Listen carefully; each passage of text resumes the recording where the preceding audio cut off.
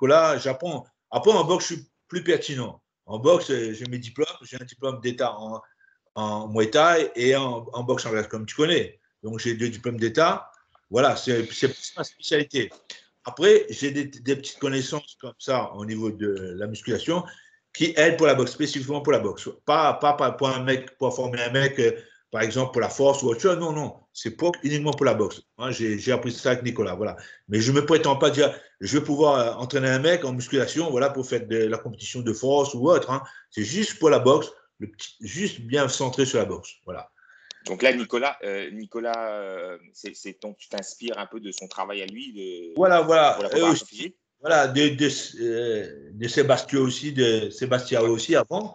Mais bon, voilà, je vois la corrélation les deux. Même il y en a d'autres aussi. Voilà, donc j'essaie de faire une corrélation de tout ça. Mais quand je vois, enfin, depuis que j'ai fait mon stage avec lui, en plus, ça me parle mieux sa méthode à lui. Parce qu'en fin de compte, ce qu'il dit, lui, c'est développer la force, tu vois, parce que la force, c'est difficile à développer. C'est pas comme l'explosif. Je sais pas si tu es d'accord avec ça après. Moi, c'est ce qu'il m'a dit. La force d'abord, l'endurance, tu vois, c'est la base de tout. Après, les autres sont sous-jacents à ça. La force, tout ce qui est après contraste de charge, etc. Ben là, c'est au moment où tu entends pas un combat à 1 mois ou 3 semaines, tu vois. Mais déjà, tu as déjà t'as déjà de la force, tu as déjà une partie de la force, quoi. Tu n'as pas atteint ce que tu voudrais comme objectif. Imagine que tu n'as pas 2 fois et demi ton poids de corps au soulevé de terre, c'est pas grave. C'est un objectif à atteindre dans 2 ans, voire plus. Tu vois, 2, 5 ans, même 10 ans, j'en sais rien.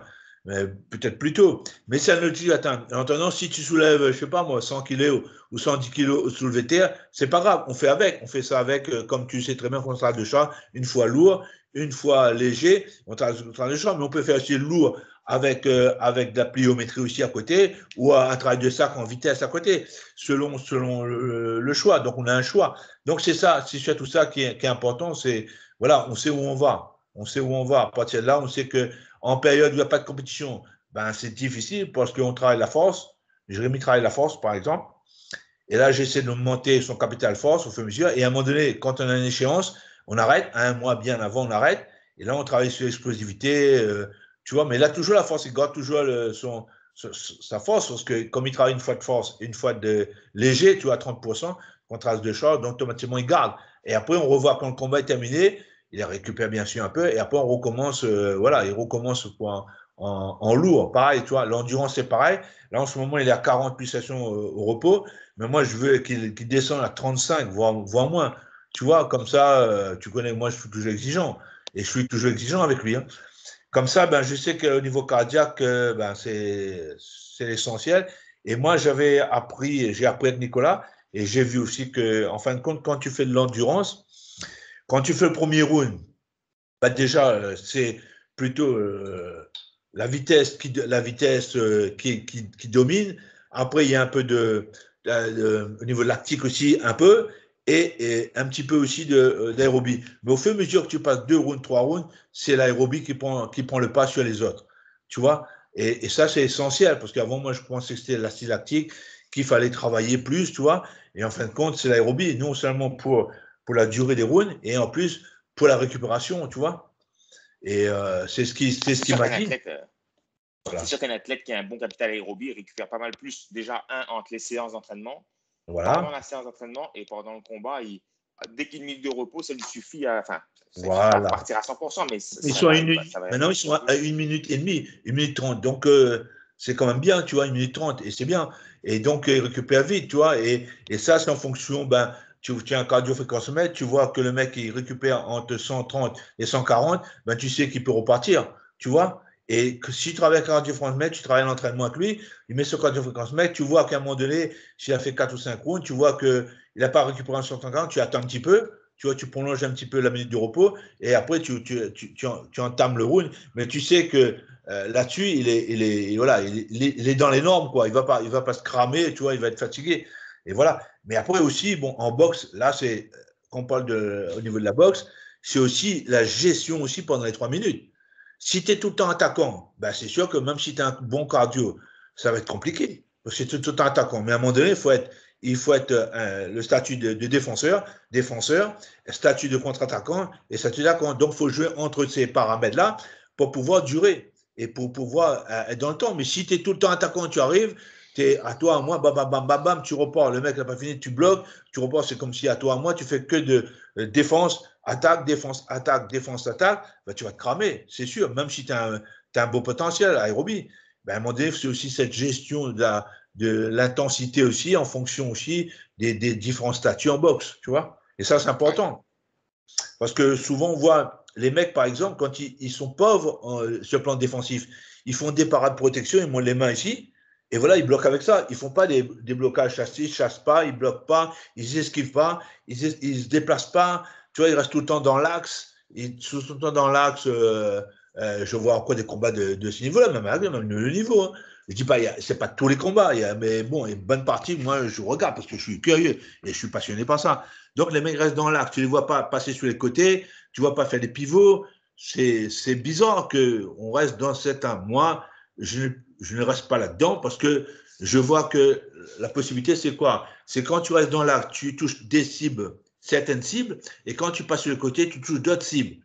Et comme on est là quand même en face pour toucher des cibles, on ne touche pas n'importe comment, on n'est pas là pour toucher les bras, on n'est pas là pour toucher les jambes, on est là pour toucher vraiment les cibles.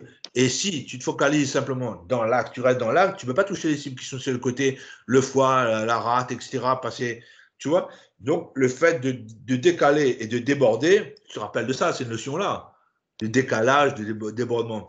Et voilà, en décalant, tu peux faire un pivot, tu te trouves en débordement. Donc, en faisant tout ça, tu as par exemple deux faces. Imagine que tu donnes un coup de poing. Tu donnes un crochet. Imagine tes crochets, tu es en face. Le coup va arriver sur les côtés. D'accord? Il va arriver au niveau, voilà, latéralement. Quand tu décales, il va arriver au niveau facial. Tu vois, tu changes la cible. Tu changes la cible. Donc, le fait de changer la cible, le mec ne s'attend pas parce qu'il croit qu'il va passer un crochet ici, il va monter les mains et en fin de compte, tu vas piquer ici. Et pourtant, l'arme, voilà, c'est ça qui est bien, parce que l'arme, la cible, là, en fonction de ton déplacement, de ton placement, tu peux changer l'orientation des coups. Souvent, on m'avait appris, appris, puis moi j'avais remarqué aussi, tu sais, les tailles, hein, vu qu'ils sortent beaucoup les coudes pour récupérer les jambes, tu sais, tout ce qui est dans le couloir, ben, ça va plus tendance à rentrer, donc uppercut. Oui. Et quand tu sors ce côté, pareil, si tu viens frapper dans le couloir, ben, il va avoir plus tendance à rentrer parce qu'ils boxent beaucoup ouverts. Et quand quelqu'un boxe très fermé, ben là c'est l'inverse, tu vas plus sur les côtés que frontal. Voilà. Mais après, c'est en fonction aussi, il n'y a pas que ça, c'est en fonction du temps de réaction. Le temps de réaction, c'est-à-dire en fonction de l'action de l'autre, tu réagis. Si tu es lent, ton temps de réaction est lent par rapport à son temps d'action, tu peux faire ce que tu veux, tu ne toucheras jamais. Ouais, c'est le ping-pong, tu es rendu à faire du ping-pong. C'est travailler le temps de réaction. Le ping-pong, non, le ping-pong, c'est pas un bon exercice. Parce que si tu fais du ping-pong, tu vas faire des remises, tu vas faire à toi, à moi. C'est ça que je te dis, c'est que c'est plus une contre-attaque parce qu'il y a trop de délai entre ta défense et ton attaque derrière. Voilà. Il faut qu'il y ait un délai très très court, mais ça se travaille, mais c'est dur là. Voilà. C'est très dur, mais c'est l'aboutissement aussi d'un travail. Et si tu veux, au départ, tu fais de la coopération, parce que la coopération peut travailler tes gestes, pour automatiser les bons gestes, tu vois, ta protection, parce que souvent, je ne sais pas si tu as remarqué, tu vois, les mecs qui donnent un coup, en même temps, ils ne sont pas protégés. Et simultanément, il faut avoir l'attaque et la défense. Tu ne peux pas faire une attaque et pas avoir de défense, parce que l'autre en face, il peut te frapper aussi sur les cibles. Donc, simultanément, tu dois avoir un crochet, tu montes le bras ici pour aller sur les cibles, tu caches les cibles en fin de compte. Et le but, toi, après, de toucher les cibles, c'est que quand il va sur son direct, tu vas travailler en compte ou en riposte derrière, et ton temps de réaction, le temps là, tu passes rapidement dessus, tu piques. Et voilà, parce que son temps de réaction, son temps d'action et son temps d'action est plus lent que ton temps de réaction. Donc, tu attends de le toucher avant qu'il se protège, tu vois. Et là, c'est parce qu'il se découvre. Quand le mec est fermé, il travaille. Quand il sort une arme, dessus, il n'est pas couvert, tu vois. Donc, son temps de réaction, tu joues là-dessus et tu le touches. Et à partir de là, tu fais des exercices comme ça, et là, tu es dans le tempo. Et je ne vois pas ça.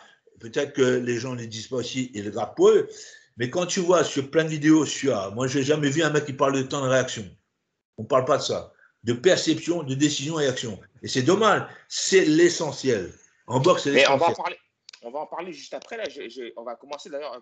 Je vais commencer à te présenter un petit peu. Donc, pour ceux qui ne te connaissent pas, comme tu expliquais, tu as diplôme. Tu as quoi? Tu as 2 diplômes d'État actuellement. Mais Deux diplômes d'État. En commençant l'histoire, tu as commencé les arts martiaux. Tu avais quel âge, toi, Gérard? J'avais 13 ans.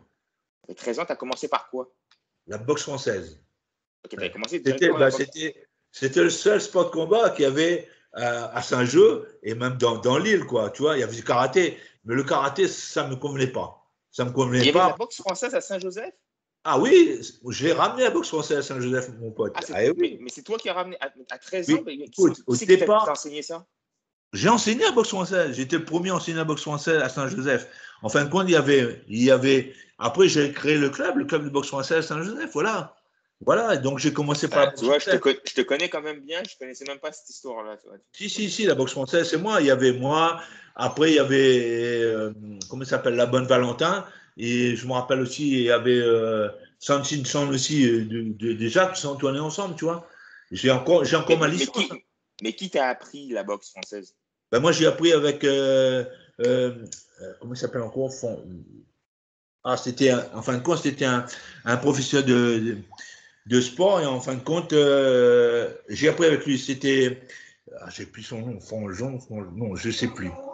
Et donc, j'ai appris la boxe française. Mais lui faisait le stage. C'était lui qui, si tu veux, qui manageait un petit peu la boxe française sur La Réunion. Moi, j'ai appris avec Fréjance, un gars de Saint-Philippe. Fréjance, et donc j'ai commencé à la boxe française avec lui. Il a ouvert une activité sur Saint-Jean. Hein. Il venait nous donner un coup de main, enfin, quand on était copains, il venait nous donner un coup de main. Au début, j'ai appris les bases avec lui, et ensuite, je me suis perfectionné, etc. J'ai fait un stage avec Bob Alix. À l'époque, c'était le DTN de la boxe française. J'étais avant même Drenaza. Tu vois, Drenaza a commencé à boxer, j'étais même avant lui. Tu vois, lui, Drenaza, il a Non, j'ai pas fait de combat. Je devais, quand j'ai quitté la métropole, quitté La Réunion, je suis parti en France. Mais là, j'ai vu pourquoi j'ai changé. Alors, j'ai vu Gilles Belloni et comment il s'appelle là? Attends, Gilles Belloni. Non, pas Pachi, c'est après, mais j'ai la photo. Brison, Patrick Brison. Tu vois, j'ai vu Patrick Brison Belloni, une photo, j'ai vu ça, je dis. Ah, oh, purée, ça, c'est un truc super, ça. T'avais quel âge quand tu es parti en France? Quand je suis parti en France, j'avais 18 ans. Donc, tu avais fait de 13 ans à 18 ans à peu près de la boxe française? Oui. J'imagine que tu es parti pour ton service militaire, c'est pour ça que tu es parti? Je suis non, pas parti au service militaire pour travailler. Et ma soeur m'a dit qu'il y avait du boulot à l'hôpital, je suis parti pour le boulot. Et en fin de compte, j'ai travaillé en Brasparé à Boulogne, à l'hôpital en Brasparé à Boulogne. Et tu es déjà infirmier? Parce que tu es infirmier. Non. C'est-à-dire que moi, avant d'infirmier, j'ai travaillé dans un viniprix, j'ai travaillé dans les boissons, etc., en attendant pour me dépanner. Après, j'ai fait la restauration aussi. J'étais derrière, je faisais les glaces, je faisais les cafés, je préparais tout ça, tu vois. Okay. Et ensuite, ma soeur m'a dit qu'il y avait du travail à l'hôpital. Et là, j'ai postulé pour un poste d'agent hospitalier. J'étais en cuisine.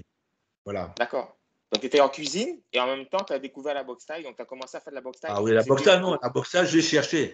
C'est-à-dire que dès que j'ai quitté La Réunion, j'avais cette idée en tête. Il fallait que je bosse, peu importe le boulot, je m'en foutais. Mais j'avais l'idée en tête d'aller vers la boxe. Mon truc, c'est que je suis parti là-bas, en fin de compte, pour le boulot, mais pas tellement pour le boulot. Hein. C'était pour la boxe. Je voulais aller pour la boxe. Quand j'ai vu Patrick Brison. Mais la boxe anglaise. Boxe anglaise aussi, mais. Au début. Le Muay Thai. Quand j'ai. Ok, tu connaissais déjà le Muay Thai avant d'arriver en France. Oui. Non, je connaissais.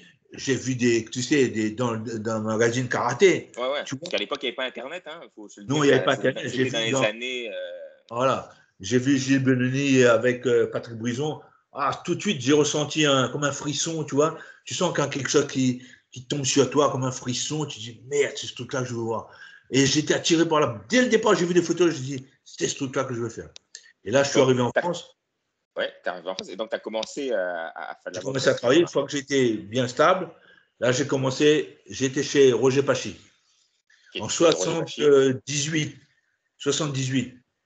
T'étais né ou pas, toi? Non. T'étais pas né, tu vois.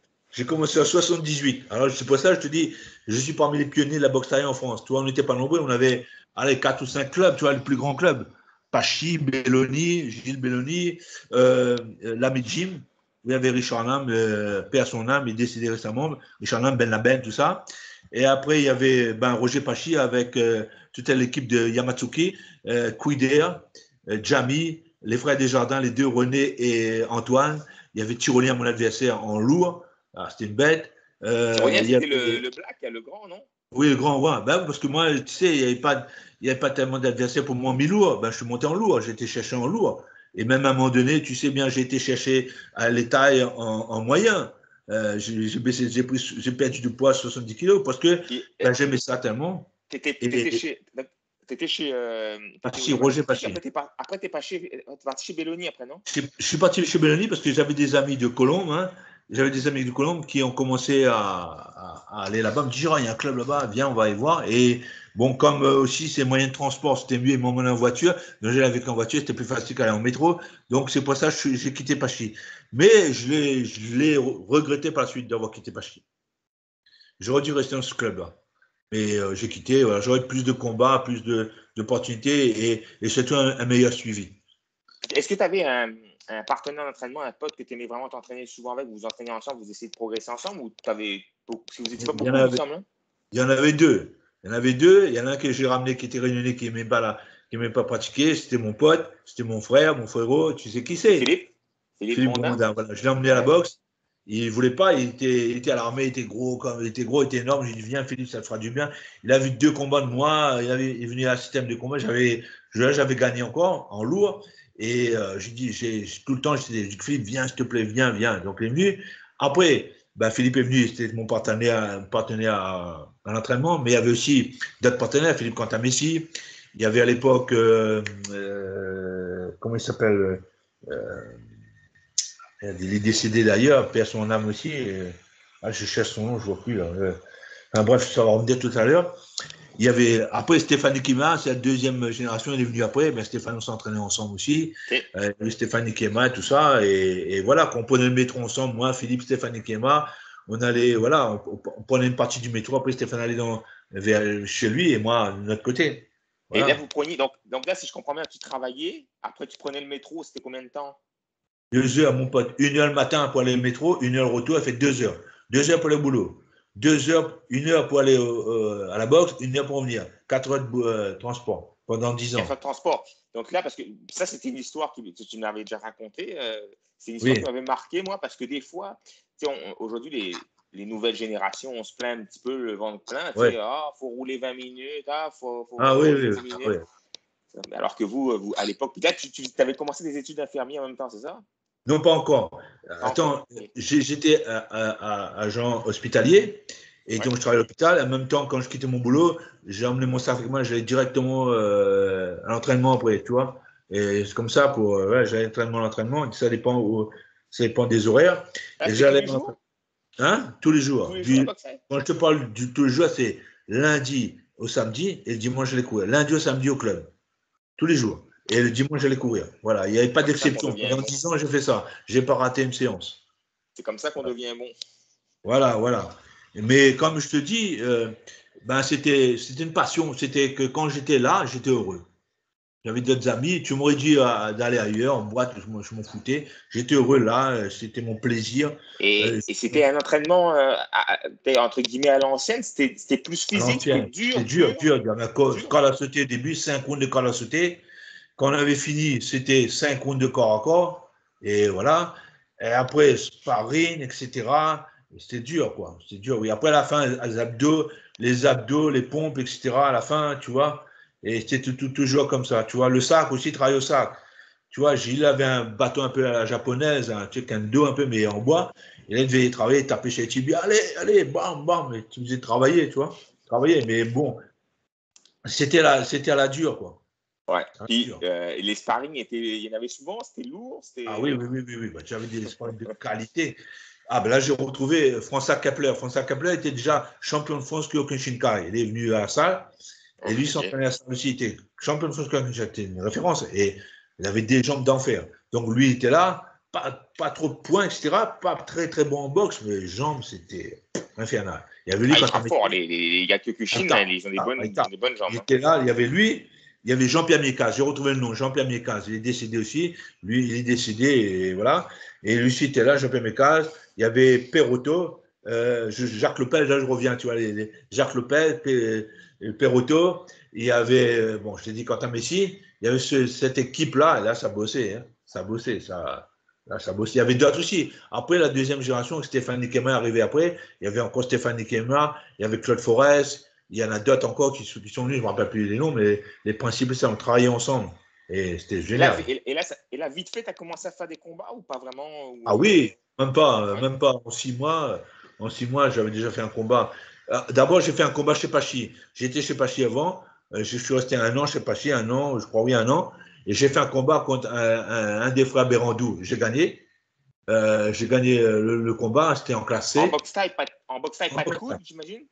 Pas de coude, non, pas de coude. C'était interdit. Vous aviez des protections? Non, pas de protection, mais c'était interdit. Direct. Non, mais les coudes étaient interdits à l'époque. Ouais, mais c'était direct, pas de protège tibia, gauche. Non, il n'y avait pas de protège tibia, ça n'existait pas avant. Il n'y avait pas de ça. Voilà, en combat, c'est direct. Tu allais directement depuis le classe C. Tu avais 2 classes, classe C et classe A quelque part. Voilà, tu faisais un classe C. Mais quoi, classe C, quand tu as fait 3 combats, le mec dit tu combats classe A. Moi, j'ai fait 3 combats classe C, je les ai gagnés. Après, je suis monté directement en classe A face à un champion comme Tyrolien, champion d'Europe. Tu vois, champion de France, champion d'Europe. Ouais. Mais j'avais pas peur, je suis parti, mais c'était idiot parce que mon coach, il aurait dû me dire, ben non, c'est trop tôt, tu vois, mais il s'en foutait, mais voilà, carrément à l'époque, voilà. Ah, ben, à l'époque, tu prends un peu ce qu'il y a, quoi. Ouais, tout ce qu'il y a. Moi, tout ce que tu me donnais, je prenais. Tu me donnes le lourd, je prends le lourd. Tu me donnes un mi-lourd, j'allais en mi-lourd. Tu me donnes le taille, j'allais en taille. Tout. Donc là, tu as boxé, tu as fait quelques combats, et puis c'est quoi? Parce que là, il me semble que tu avais commencé tes études en même temps, c'est pas. Je travaillais en même temps, je fais les études d'aide-soignant, j'ai continué la boxe.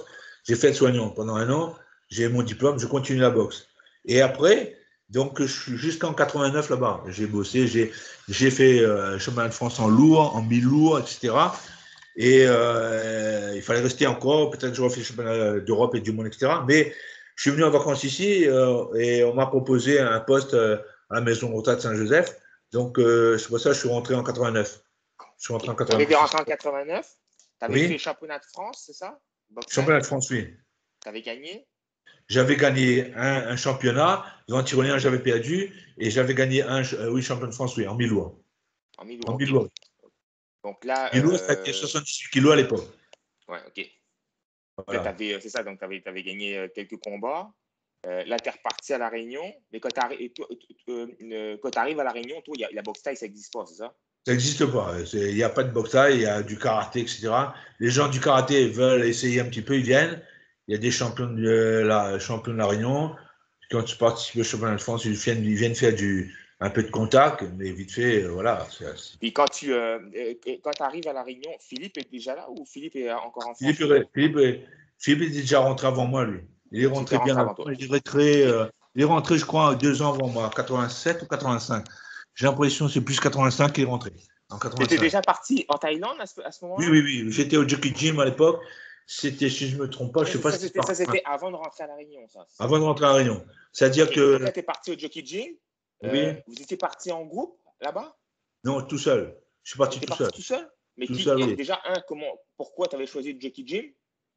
Parce que Tep était notre entraîneur Tep venait de temps en temps chez Belloni et il venait pour des stages là-bas et tout ça, tu vois. Donc, je suis parti sur lui. Il m'a accueilli chez lui. J'ai dormi chez lui. Tu vois, et à l'époque, on prenait la douche, c'était super, avec un bar comme ça, on prenait un seau. C'était génial. Pour l'histoire, moi, quand je suis parti en Thaïlande, la première fois, je suis parti aussi au Jockey Gym, puis j'ai rencontré Tep là-bas, à Bangkok. Ouais. Il m'avait dit, on avait parlé de toi, etc. Donc, il t'avait en grande estime. Oui, moi aussi. Je l'aimais bien aussi. Après, bon, j'ai fait stage au Jockey Gym. En plus, j'ai 2 photos. J'ai une photo, elle est géniale celle-là. J'ai phototisé avec qui? Robert, je ne sais pas prononcer son nom, Robert Kanansing, je crois. Robert Kanansing, il était petit. Il était petit. J'ai les deux à côté de moi. Attends, c'est pas le. Attends, Robert, moi je suis au milieu, je suis comme ça. Robert là, et l'autre côté, d'après toi, c'est la pataille. Quand ils sont gamins, les deux sont à côté de moi. Ils sont comme ça, Sina Pataille et Robert. C'est incroyable, hein? Et tu sais que ces deux photos-là, tu me les avais prêtées quand je suis parti en Thaïlande. Tu te rappelles? Je ne sais pas si tu te rappelles, tu me les avais prêtées. Oui, je oui. les avais données là-bas. Puis ils s'étaient reconnus, les gars. Tu sais, c'est. Oui, c'est ça, oui. Oui. Moi, ce que je regrette, c'est que. T'es resté combien de temps en Thaïlande? Un mois. Un mois. Et t'as boxé là-bas? Oui, j'ai boxé. Ben, j'ai mis la vidéo, justement, sur mon. Oui, je l'ai vu. Voilà, c'est là. Mais par contre, ce que je regrette, c'est que à l'époque, comme je ne faisais pas de coude en France, dans le camp, ils ne m'ont pas appris un seul coup de coude. Ils ne m'ont pas dit fais attention au coude, monte tes mains, fais tout ça. Les coups de coude, ça c'est. Ils m'ont envoyé comme ça, tu vois, je veux dire. Les Thaïlandais, les Thaïlandais s'en sortent souvent comme ça parce que tu sais, c'est leur petit plus que. Enfin, c'est pas. Oui, voilà. Donc moi, si j'étais prévenu, je refais plus gaffe, tu vois, je fais attention les coups rentrants, les coups circulaires, tu vois, les coups de tournant, enfin bref, tout ça, quoi. Mais j'avais aucune notion, même pendant le camp, aucun m'a montré, tu vois, un coup de coude ou quoi que ce soit, rien. Moi, tu connais, moi j'étais un fonceur, j'allais dessus, moi. Et je l'ai touché, d'ailleurs, je l'ai touché, il était compté, tout ça. Et après, j'ai pris des coups de coude. Et il m'a ouvert. Mais moi, je ne voulais pas m'arrêter. Je n'étais pas content. C'est pour ça que je suis parti un peu. Sorti de j'étais un peu mécontent parce que, en fin de compte, il m'a arrêté. Et moi, je ne voulais pas m'arrêt. Je dis, ça, c'est pas trop. Mais après. Bon. Les Thaïlandais, moi, ce que j'ai remarqué, c'est que quand ils se prennent entre guillemets, une raclée, c'est pas une raclée, mais tu comprends ce que je veux dire. Quand ils sont dominés un peu et ils ouvrent la tête à quelqu'un, ils vont arrêter le combat rapidement parce que pour faire gagner les Thaïlandais. Par contre, si le Thaïlandais il domine le gars et qu'il ouvre la tête, ils n'arrêteront pas le combat. Ils vont laisser continuer. Voilà. C'est ça, c'est un peu spécial. C'est spécial. C'est sûr, dans tous les pays, il y a des favoritismes un peu. Après, tu as vu, c'est plutôt le quatrième round là-bas où vraiment, si tu gagnes le quatrième round, c'est comme si tu gagnes le combat presque. Je ne sais pas pourquoi, c'est les parieurs. Les parieurs aussi, tu connais bien. Hein. Les parieurs, ils mettent beaucoup d'argent là-dessus. Mais je trouve que ça ne me plaît pas trop. Je préfère l'Europe par rapport à ça. Je dis tous les rounds comptent, tu vois. Et comptabiliser tous les rounds, c'est plus important. Alors que là, c'est même plus dans le sport, c'est plus du sport. C'est par rapport à des parieurs, tu comprends. Donc, en fin de compte, on sort de la logique du sport, de la logique de l'activité. On n'est pas dans la logique de l'activité. On sort de la logique de l'activité pour autre chose, tu vois. Et là, mais en même temps, c'est ça qui fait vivre la boxe thaï là-bas. C'est ce qui fait que ça reste encore. Oui, aussi, voilà. Mais c'est dommage tout ça. Mais après, voilà. Après, c'est vrai que c'est leur culture à eux, c'est ça. Je n'ai rien à dire là-dessus. De toute façon, ils ne m'écouteraient pas non plus. Hein. C'est pas moi qui va changer quoi que ce soit. Voilà. Mais bon, c'est fait. Tu étais parti en Thaïlande, tu as fait un combat. Oui. Tu es revenu. Oui. Et là, après, tu es parti à Ring. Là, j'ai fait encore quelques combats avant. Hein. J'ai rencontré pas mal de combattants. Hein. J'ai rencontré encore des combattants. Et après, je suis rentré. J'ai rencontré des Belges. Est-ce qu'on t'avait proposé des gros noms? Il me semble que oui, là, à l'époque.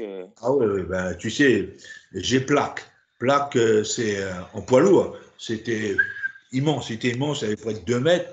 J'ai pris en poids lourd. Il m'a ouvert le front avec un coup de genou, tu vois. Je suis sorti encore, et en sortant, il m'a pris un coup. 7 points de suture ici. La plaque. J'ai pris Tyrolien.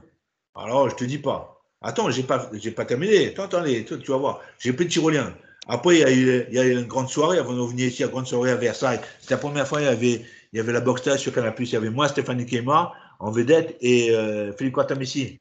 Ils sont combattus de taille, et moi, j'ai pris le plus gros morceau le soir. Alors, le soir, on dit Katamessi, c'est la vedette. Lui, il a pris le plus petit morceau, et moi, j'ai pris le plus gros morceau. Dans tous les trois, c'est moi qui j'ai pris le plus gros morceau, tu vois. Il est devenu 2 mois après champion de Lampini ou champion Rajan Dermani, il est devenu mon gars. Donc, c'était au niveau. Oui, 2 mois après. Déjà, c'était dans le classement. C'était dans le classement dans le Rajamemnon ou Lumpini, peu importe. C'était déjà pas un petit client. Voilà. C'était pas un petit client. Et donc, j'ai pris. J'ai hésité parce que, tu sais quoi, j'ai dû perdre beaucoup de poids. On ne m'a pas aidé, j'étais tout seul. Hein. Je n'ai pas mangé pendant 3 jours parce que je ne savais pas comment il fallait faire. À l'époque, je ne connaissais pas le diététique. Je n'ai pas mangé 3 jours. Je suis monté sur un ring. Tellement j'avais faim. Quand j'avais fini à peser, je suis allé dans une pâtisserie, je me suis gavé de gâteau. Tu vois, je me suis gavé de gâteau. J'avais tellement faim. Tu vois, j'ai marché au montage, j'avais gavé de gâteau. J'ai bouffé jusqu'au soir. Quoi. Voilà. Après, je suis monté sur un ring. Mais sur le ring, j'ai pas la niaque. Tu n'avais pas d'énergie parce que tu manquais de. Voilà, j'ai pas la niaque. Non, mais encore l'énergie, c'est vrai, mais la nerve, le mental n'était pas là. Je ne sais pas pourquoi, j'étais pas là. Mais attends, t'avais combien de temps entre la fin de ta pesée et ton combat? Attends, attends, si je me rappelle encore. Non, c'était la veille. J'étais pesé la veille et le lendemain, j'ai pu manger. Si. On a pesé la veille.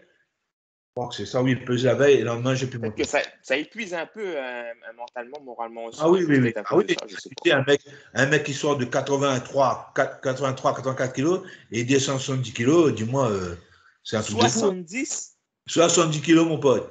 T'as 70 boxé à kilos. 70 kilos, Gérard? Oui, déjà avant, j'étais exactement à peser. Ils m'ont pris quand même. Alors, moi, je devais être 70, j'étais à 73. Allez, 73 quand je suis arrivé, parce que j'étais vraiment naze, je ne pouvais pas aller plus loin. 73 kilos.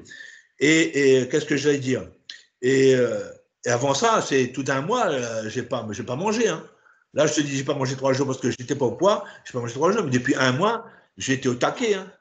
J'étais au taquet, j'étais tous les jours sur ma balance, en train de surveiller. Il n'y avait personne pour me guider. Ils n'avaient pas de coach, rien. Les Belloni, ils s'en foutaient, lui. Tu arrives au poids et c'est tout. Hein. Voilà, et tu montes sur rien. Hein. Et voilà. Mais donc, je suis montré contre lui. J'ai fait mes 5 rounds, mais je n'avais pas la niaque. Après, c'est le dernier, j'ai dit, je me lâche. Je suis parti un petit peu au point au dernier pour essayer de le mettre KO si je pouvais. Mais après, tu sais que tellement j'étais déçu, je suis arrivé dans le vestiaire, j'étais dans mon coin, j'ai pleuré. Pleurer pourquoi? Parce que c'est ma performance à moi. J'ai dit, j'aurais dû m'engager comme je faisais en chemin de France, contre tyrolien, tout ça, j'aurais dû aller au charbon, même si je perdais par KO, mais j'allais au charbon. Et ça m'a fait beaucoup de mal parce que j'ai voulu temporiser, tu vois, et j'aurais dû y aller. Et ça, je regrette, tu vois. J'ai fait mes 5 rounds, mais voilà, 5 rounds, pour moi, j'étais pas moi-même. Alors que moi, je suis un mec qui, je vais dessus. Et voilà, donc c'était dommage. Mais bon, c'était une bonne expérience que j'ai pris des gros morceaux. Donc, j'ai eu tous ces plaques, tyroliens. Celui-là, après, j'ai fait de la boxe anglaise aussi à côté. Je boxais aussi j'ai commencé dans le club argentin en anglaise. Après, quand j'ai fait la boxe anglaise en argentin, je suis parti aussi à Bagnolet, un autre club aussi, où il y avait des professionnels là-dedans. Et là, j'ai commencé à boxer, bien boxer. Hein. Je devais faire le quart final championnat de France amateur. J'étais pareil, perte de poids, et j'étais tellement crevé, j'ai arrêté. J'ai arrêté, j'ai dit, je ne pars pas, je ne pars pas. Et là, la boxe anglaise, tu as quand même appris une certaine autre façon de voir le placement, ah ouais, c'est exactement et ça. tout. Exactement. En fin de compte, quand tu te rends compte de la boxe anglaise et les sports de contact, tu arrives les deux sont faits pour être mariés. Parce que oui, Non, vas-y. vas-y, je t'écoute. Vas-y. Parce que tout ce que tu as, par exemple, tu parles d'une esquive en boxe, ben tu peux le faire aussi en sport de contact, tu vois, parce qu'il y a les points aussi. Donc tu peux le faire. Et d'ailleurs, tu vois le mec qui était champion olympique, Kensing, tu vois Kensing, le mec qui fait des esquives, tu as vu? Samrak Kensing. Samrak, oui, je pense que c'est oui. Et ben, tu as vu le mec comme il était incroyable. C'est incroyable. Voilà. Parce que oui, la boxe anglaise, il a travaillé. Donc, tu vois bien, les deux sont liés, tu vois, tu peux les. Et d'ailleurs, moi, dans ma salle, ici à Grand-Bois, ben, c'est les deux, quoi. Mais en même temps, c'est les deux, parce que les deux sont. Et donc, on a les parades de protection pour les mains. Après, on a les parades bloquées, parades chassées. On a les esquives en retrait, les esquives latérales, les esquives rotatives. Tout ça, c'est expliqué. Après, là, c'est sur place. Ça, c'est les esquives sur place. Après, tu as les esquives en déplacement. Tu vois, pas de côté, pas de retrait. Tu vois, débordement, décalage. Mais tu vois, là où je trouve que ça fait la différence de se faire entraîner par toi ou que par un. Parce que souvent, on a tendance, je comprends, c'est un automatisme de vouloir copier les Thaïlandais parce qu'on se dit, les Thaïlandais, c'est les meilleurs en boxe thaï. Donc, on va faire comme eux. Je vais même imiter, tu vois. Oui, imiter, on fait cette erreur-là parce que moi, je pense que c'est une erreur avec le recul, mais parce que oui, c'est bien, c'est sûr que c'est les meilleurs, ça vient de là-bas, etc. Mais je trouve que on pourrait aussi prendre le côté plus science de ce que nous on fait en Occident et science du placement, science de la nutrition, sans ça que eux ils n'ont peut-être pas ou moins. Voilà. Et c'est ce qu'on fait. Pour se servir de nous. Mais alors que pas du tout, on fait la même chose qu'eux c'est comme si tu veux jouer avec quelqu'un avec les mêmes armes, alors que tu as d'autres armes que tu. Regarde, Jérémy, je vais te donner un exemple. Jérémy a rencontré les tailles. Le seul moment où il a perdu, parce qu'il ne s'était pas entraîné, tu sais, je l'ai engueulé tellement, il a rencontré tu sais, comment il s'appelle là, le grand champion, la taille. Là, Ouais, il l'a battu au corps à corps, là. Oui, oui, voilà. Parce qu'il ne s'était pas entraîné, il ne m'a pas écouté, tu sais, comment Jérémy, il ne s'est pas entraîné, il n'y avait pas de conditions physiques, il n'y avait pas tout ça. Il est parti sans conditions physiques, il a failli mettre KO le mec. Imagine-toi, il a failli mettre KO le mec. Non, mais attends, là, on parle d'une exception. Hein. Oui. Après, c'est quand même. Après, non. Je vais revenir sur l'exception que tu es en train de dire. On va discuter là-dessus. Tu verras après que ce n'est pas une exception. Je vais t'expliquer pourquoi. On va continuer la chronologie, donc vite fait. Donc là, tu es rentré à La Réunion, c'est ça? Ouais, je suis rentré à La Réunion. Il n'y a pas de boxe taille, ça n'existe pas là. Toi, tu es le. Je suis arrivé ici. Ça là-bas, c'est ça? Voilà. Mais je suis venu en vacances en 83. J'avais déjà ramené la boxe taille ici. J'avais déjà initié quelques personnes à la boxe taille, mais de 5 jours. Hein. Les copains, les Tiom, etc., les Asati, les copains, quoi. Hein. J'avais commencé, donc, et c'était je trouvais ça impressionnant et tout. Tout le monde parlait, tu sais, tout le monde parlait de Saint-Joseph. Voilà, ça parlait. Ouais, celui-là, genre, attention, il casse les tibias, il fait tout ça, alors que c'était pas ça. Tu connais, les gens en rajoutent. Tu comprends? La boxe taille, c'est pas connu ici. Ouais, genre, il tape avec les tibias et tout, tu vois. Il casse des trucs, alors que c'était pas vrai. Tu vois? Ouais. Donc, il surajoute un petit peu. Donc, voilà, donc je suis venu ici. C'est partie de la légende. Oui, quelque part, oui, mais après, c'est toi aussi, tu fais partie aussi de la légende, tu vois. C'est les clubs, c'est Philippe, c'est l'ensemble des boxeurs qui sont ici, qui sont toujours là maintenant. Donc, t'as voulu ouvrir un club quand t'es arrivé, c'est ça? Non, quand je suis arrivé, j'avais encore l'esprit de compétition. Donc, j'allais m'entraîner chez Philippe. Philippe avait un club qui était rentré avant moi. Philippe avait un club, tu sais, le club, tu vois, au-dessus de l'école, là. Il y avait là. Et là, j'allais m'entraîner là-bas. Je mettais les gants là-bas. Mais pareil, j'étais au-dessus des autres. Donc, c'était le problème, quoi. Il n'y avait pas de sparring. Philippe, tu pouvais Philippe était après moi, mais au début, il était dépassé. Même lui, il était dépassé. J'avais une super anglaise. J'avais mis les gants en anglais, tu sais, j'ai fait 10 rounds. Je suis le seul mec à la salle quand j'étais avant 89. Hein. J'ai mis 10 rounds avec un champion d'Europe de professionnel. Il venait à la salle, mettre les gants. Je suis le seul mec à avoir mis 10 rounds, faire 10 rounds avec lui. Et c'est avec lui que j'ai appris le coup au foie. Il m'a piqué au foie tellement il m'a fait mal. Et j'ai dit ça, il faut que je l'ai, le coup au foie. Donc c'est pour ça que j'insiste là-dessus. Et j'ai remis là aussi, j'ai remis le possède bien aussi. Donc voilà. Donc et ça fait que. Là, Philippe, son point fort, c'était quoi? Il était puissant, c'est ça? Corps à corps. Corps à corps? Voilà, il y avait un corps à corps d'enfer. Parce qu'il était solide? Donc, tu sais pourquoi? On ne savait pas à l'époque. Il faisait de la force. Et il était lent. Par contre, en anglais, tout ça, je l'avais. Jambes, tout ça, tu sais pourquoi? Il faisait de la force, il ne faisait pas la plio à côté, tu sais, contraste de charge, tout ça. Il travaillait qu'en force. Et il ne faisait pas de la vitesse à côté. Ça fait que quand il était lourd pour les coups, tu vois. Mais par contre, encore, il était très fort. Il te pliait. Ouais, solide. Tu vois, il te pliait, tu vois, ou la notion de conditions physiques, etc., tu vois. Et c'est pour ça maintenant, avec le recul, j'ai eu des expériences quand même. Avec le recul, maintenant, je comprends pourquoi la force. Mais la force en elle-même, si tu travailles que de la force, à un moment donné, il faut s'arrêter, garder cette force-là, travailler avec, faire de la plio, pas de la plio, faire de la contrainte de charge, etc., ou la plio côté, pour justement retrouver cette flexibilité. Force vitesse, quoi. Force vitesse, voilà, exactement, force vitesse. Mais si tu n'as pas de force, comment tu fais de la vitesse? Tu fais de la vitesse, tu as la force, tu fais avec. Jérémy faisait. Oui, Jérémy faisait. Il était explosif, tu vois, et Jérémy, il faisait des bonds incroyables, on dirait un singe, tu vois, il faisait la pliométrie, je faisais avec lui. Mais là, maintenant, on a rajouté ce programme de force avec pour être plus percutant, quoi. Mais peut-être pas percutant encore, mais pour changer, pour voir un petit peu ce que nous apporte. Parce que les résultats, je verrai après. Je dis souvent, moi, tu prends une plume, hein, tu la lances la plus fort possible, ta plume, elle ne va pas aller loin. Tu prends une grosse boule, la plus lourde possible, tu la lances le plus fort possible, elle ne va pas aller loin non plus. Par contre, si tu prends un mix entre les deux, entre la force et la vitesse où tu vas la lancer, c'est là qu'elle va partir. Donc, il faut trouver un bon ratio entre la force, avec la masse, et l'accélération qui va donner la puissance derrière.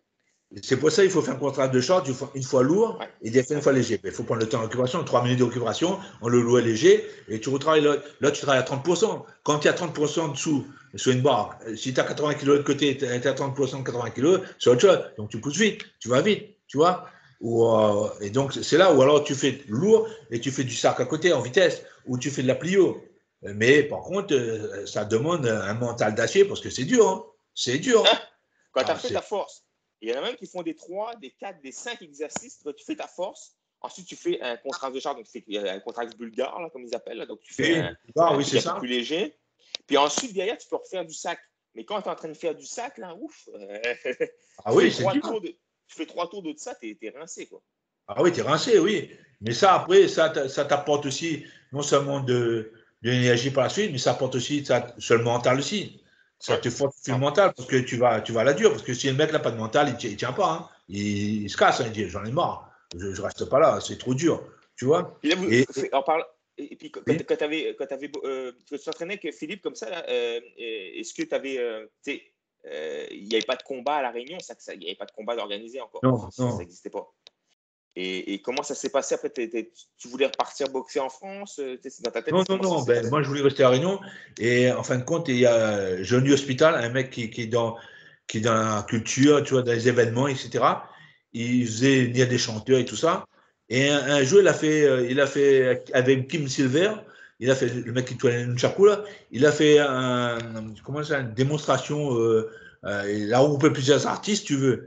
Et il m'a convoqué le soir aussi, il m'a dit viens pour la Boxta, représentant la Boxta, viens aussi, fais une démonstration, tu sais, comme un peu comme la grande démonstration qui se fait à Paris, hein, avec des karatés, avec comme un festival des arts martiaux, quoi. Ouais, un festival des arts martiaux, exactement. Un festival des arts martiaux, mais à La Réunion, en plus, il avait fait venir Kim Silver, tu vois, avec ses nunchakus brillants, etc., là, tu vois, pour faire le show, quoi. Voilà. Et moi, j'avais fait démonstration, il y avait moi, Philippe, Bernard, mon frère, il y avait Frédéric Ferrer, tu vois, avec nous, on a fait une démonstration le soir, tu vois. Voilà, le Quator. Le Quator, on était là, on a fait une démonstration. Il y avait Jean-Luc Ango aussi, un autre gars aussi, et il y avait on était à 6, je ne me rappelle plus de l'autre. Mais voilà, on a fait ça, et Jean Stan l'avait remarqué. Il m'a proposé de faire un chemin d'Europe. Là, Ferrer et ton frère, Bernard, c'est ton frère Bernard, pour ceux qui ne connaissent pas, ton frère, il est dans les arts martiaux aussi depuis, c'est quelqu'un d'assez respecté dans le domaine. Oui, non, je me suis trompé, Ferrer n'était pas là ce soir, c'est après, Ferrer n'était pas là. C'était Jean-Luc Ango. Non, c'était pas Ferrer, Jean-Luc Ango. Ferrer n'était pas encore arrivé parce que je n'avais pas encore ouvert le club. Ferrer est venu après quand j'avais ouvert mon club. Non, c'était pas. Là, non, on n'était pas là. Je me suis trompé là. Il n'était pas là, c'était Jean-Luc Ango. Bernard était déjà là. Oui, Bernard était déjà là, oui. Mais Bernard, ça veut dire que ça fait depuis Mathusalem et qu'il fait de la boxe taille. Qui est influencé par moi aussi.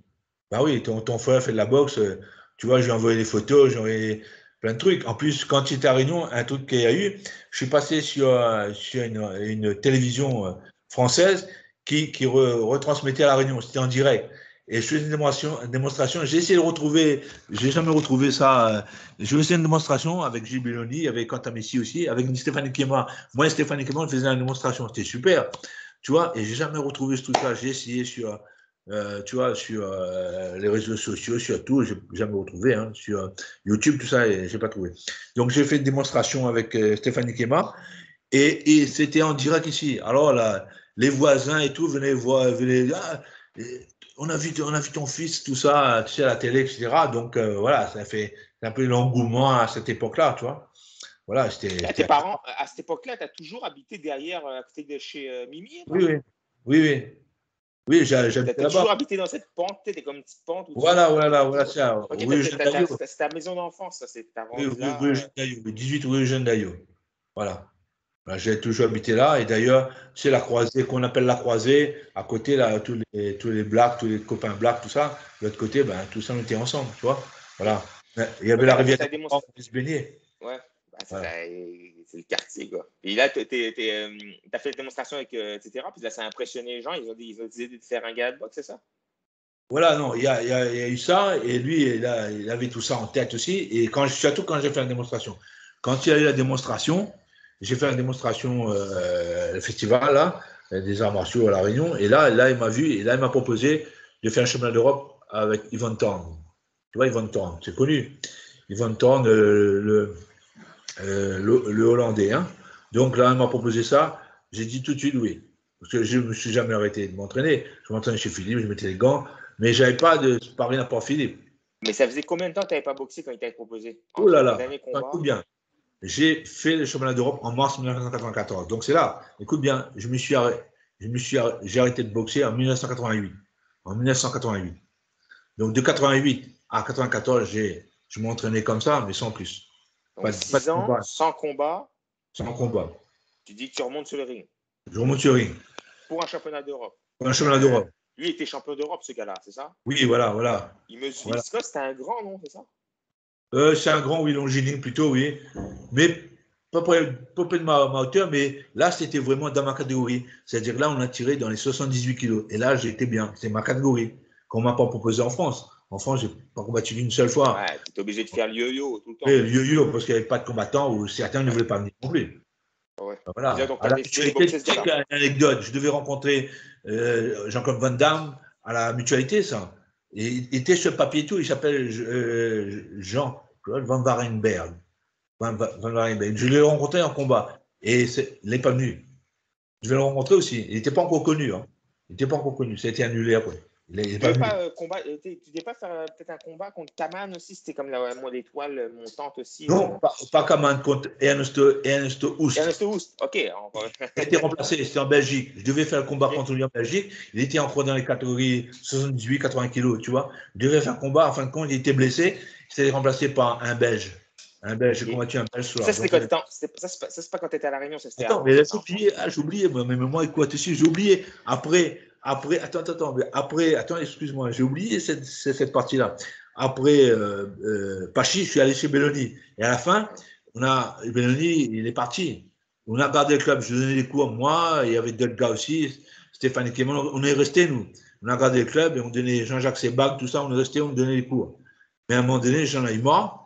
Donc, qu'est-ce que j'ai fait? J'ai été chez Mérès, avec Pupanoï. Donc, là-bas, j'ai été m'entraîner là-bas. Et quand Guillaume Canet n'était plus là-bas, il était chez les Frères Desjardins. Donc, j'étais là-bas. Et c'est là que j'ai pu faire... Pupanoï, pour ceux qui ne connaissent pas, c'est un grand... c'est une légende thaïlandaise. Ah oui, c'est une légende thaïlandaise. Et puis, gentil et tout, etc. Et donc, super mec, quoi. Et j'étais là-bas. Et je me suis entraîné là-bas, même à peu près, je dirais pas un an, 6 mois à peu près, hein, et avant de revenir à La Réunion. Et j'ai combattu là-bas. Justement, je devais rencontrer un Houst et ça a été remplacé par un Belge. Il était classé aussi en Europe, 2e ou 3e en Europe. Hein. Et donc, je l'ai rencontré et je l'ai rencontré dans de mauvaises conditions. J'avais de la fièvre. Le combat était prévu. J'avais déjà, en sortant d'ici, 39 de fièvre. Miras me dit, oui, 39 de fièvre. Oui, ça, je te le jure. 39 de fièvre. Et attends, c'est pas le pire, hein, c'est pas le pire, ça. 39 de fièvre. Et faire Aragon et tout derrière. Faire d'un petit bus, je dormais un peu derrière, d'un petit bus depuis Paris jusqu'en Belgique, en voiture, tu vois, dans un petit fourgon. J'étais à l'arrière. J'ai dormi dans un truc, tu vois, derrière. Dans un fourgon, je suis parti en Belgique combattre là-bas. 39 de fièvre avec faire Aragon et tout derrière. J'avais 5 de 3 minutes. Je gagnais les 3 premiers rounds. Arrive 4e, j'en pouvais plus. J'allais vomir sur le ring et tout, j'en pouvais plus. J'ai dit à mon coin, là, vraiment, je suis au taquet, je peux plus. J'ai arrêté le combat. Il a gagné par abandon, mais parce que j'étais malade. Je suis monté pour respecter, parce que le mec avait organisé, et je ne voulais pas, la dernière semaine, dire voilà, je viens pas. Donc je suis parti malade. J'ai fait le combat. Ça arrive souvent dans la boxe en plus. Hein. Toi, t'es un homme de parole. Ah non, moi je loupe pas. S'il y a bien, t'as beaucoup de, on a tous des défauts et des qualités. Oui. Il y a quelque chose que t'es vraiment un homme à l'ancienne de parole. Mais aujourd'hui, là, le moins de petits trucs, les gens, combien de fois on se fait annuler des combats, c'est fou, quoi. Voilà. Pour un Y ou un X raison. Oui, voilà. Pour rien du tout, on se fait annuler un truc. Et voilà, quoi. Ou alors, le pire, tu sais quoi? Ce qui était prévu cette organisation, il y a un autre mec qui te sollicite parce qu'il paye plus, tu quittes cette organisation, tu vas dans l'autre. Il y a des mecs qui ont fait ça. Là, c'est le pire encore. C'est pire. C'est la lâcheté, ça. Pour moi, c'est la lâcheté. On ne fait pas ça dans l'organisation. Tu as accepté, tu remplis ton contrat et tu le fais. Et voilà, après, c'est tout. Voilà. Le respect, c'est ça. Hein. Donc, en fin de compte, pour récapituler un petit peu ce que j'ai dit, alors j'ai fait les trois grands clubs, Pachi, Belloni et Mérès. Mérès, mais c'était Pupanoy qui était. D'ailleurs, j'ai des belles photos encore avec Pupanoy. Je ne sais pas si tu as déjà vu, il y a des belles photos avec Pupanoy et tout ça, c'est génial. Et des beaux souvenirs. Et voilà, quoi. Donc, puis après, voilà, donc là, bien après, ça c'était avant de revenir à La Réunion, ça, puis bien voilà, après, avant de revenir à La Réunion. Puis bien après, là, tu as fait ta démonstration, donc tu as proposé le championnat d'Europe. Voilà. C'est ça? Et ça faisait 6 ans que tu n'avais pas boxé. 6 ans, oui. Donc là, tu t'es entraîné avec Philippe, vous vous entraînez comme des voilà, comme là, voilà. J'ai entraîné avec Philippe, mon sparring c'était Philippe, voilà. Et les autres, mais c'était pas au niveau de Philippe, donc je me suis entraîné. Et après, on m'a dit, OK, j'ai dit OK, je suis arrivé. Et j'ai été champion d'Europe. J'ai battu Torne le soir. Le stade de l'Est, je te raconte pas, il était plein, bondé, était plein, bondé. Le plus grand stade à l'île de La Réunion, à l'époque, c'était là-bas. Je ne sais même pas si c'est encore maintenant, mais c'était là-bas. Puis là, tu avais combattu en 5 rounds. 5 rounds de 3 minutes. 5 rounds de 3 minutes, 1 minute de repos, puis dans les règles de la boxe taille, sans les coudes. Sans les coudes, voilà. Voilà, c'est ça. Mais pareil, quand je regarde le combat avec le recul, j'ai gagné ce combat, mais j'étais nul. Pour moi, j'étais nul. C'est-à-dire que j'étais pas au même niveau que quand je suis arrivé de la métropole. Voilà. Ah bah, tu n'as pas les mêmes automatismes, ça fait longtemps que tu n'as pas combattu, tu as des incertitudes, tu es comme porté, des fois tu ne sais pas trop, tu es comme tout le monde de repère. J'avais l'anglaise, j'ai dominé l'anglaise, heureusement. Encore si j'étais plus costaud, j'ai dominé encore l'anglaise. Après, voilà, mais ces jambes me faisaient pas mal non plus, les coups me faisaient pas mal. Je pouvais avancer et je prenais les coups, mais ça me faisait pas mal. J'étais habitué en loup à prendre des mecs de 90, 92 kilos, tu vois, les mecs des montagnes. Quand ils frappent, c'est autre chose. Hein. En haut de 85 kilos, ouais, ça commence à faire mal. Moi, quand je combattais, j'avais 85, 86 kilos. Les lourds, c'était pas 85, c'était 90, 92, voire plus. Hein. J'ai pris des gars qui 105 kilos. J'ai pris des gars 105 kilos. Moi, j'avais 85 kilos. Il n'y avait pas de limite. Il n'y a pas entre le mi-lourd et le lourd, il n'y avait pas de super lourd. Et ça n'existait pas avant. C'était mi-lourd et lourd. Après, tu peux avoir 100, 150 kilos, tu prends. Tu prends pas. Ils ont créé la catégorie, il y avait une raison. Hein, parce qu'à un moment donné, voilà. un gars de 90 et un gars de 110, c'est pas la même chose. Quoi. Voilà. Ils ont créé ces catégories-là. Mais moi, à l'époque, il n'y a pas de catégorie. Je montais de Turing, 85 kilos. Des mecs 100, 105 kilos, je les prenais. Et j'y allais. Voilà, au mental, j'y allais. Je prenais, c'était dur. Hein. Mais j'y allais. Parce que les coups, c'était beaucoup plus puissant. Beaucoup plus puissant. Donc tu as battu ce gars-là, donc tu es devenu champion d'Europe. Voilà, j'ai battu Ivan Thorne. Mais pourtant, Ivan Thorne, pour moi, techniquement, tactiquement, j'étais pas au top. Mais j'avais un ascendant psychologique et puis la force, j'étais fort, voilà, j'étais fort physiquement parce que je courais beaucoup et ça, mais en plus mentalement, j'avais rencontré des cadors, tu vois, des mecs vraiment lourds en plus, rencontré un Le Thaï qui était devenu champion de Thaïlande après, tu vois, tenir 5 coups face à des mecs comme ça, partir en Thaïlande, rencontrer des mecs avec des coudes, etc., ça frappait. Tu vois, quand tu arrives face à un truc comme ça, tu te dis, c'est du. Par respect, je dis pas que c'était facile non plus. Il fallait batailler sur le ring, c'était pas facile. Mais comparé aux autres, c'était plus facile. Dans ma tête, tu avais la force de la foule. Ils étaient combien? Il y avait quoi? 2000 personnes? Ah oui, oh là. Saint-Joseph, il y avait. Tu venais à Saint-Joseph, Saint-Joseph était vide. On parlait dans le commerce partout, partout. Ça parlait que de ça. Il y avait moi. Alors ce soir-là, il y avait Compton, il y avait moi. Il y avait toute l'équipe de Philippe. Il y avait Philippe aussi qui combattait ce soir-là. Il y avait Mogo, un gars de Saint-Denis. Il y avait Laloute, je ne sais pas si tu te rappelles, Laloute, il s'appelle Laloute qui est pompier, là, je ne sais plus son vrai nom, comment c'est son vrai nom, Fontaine, je crois que c'est Fontaine.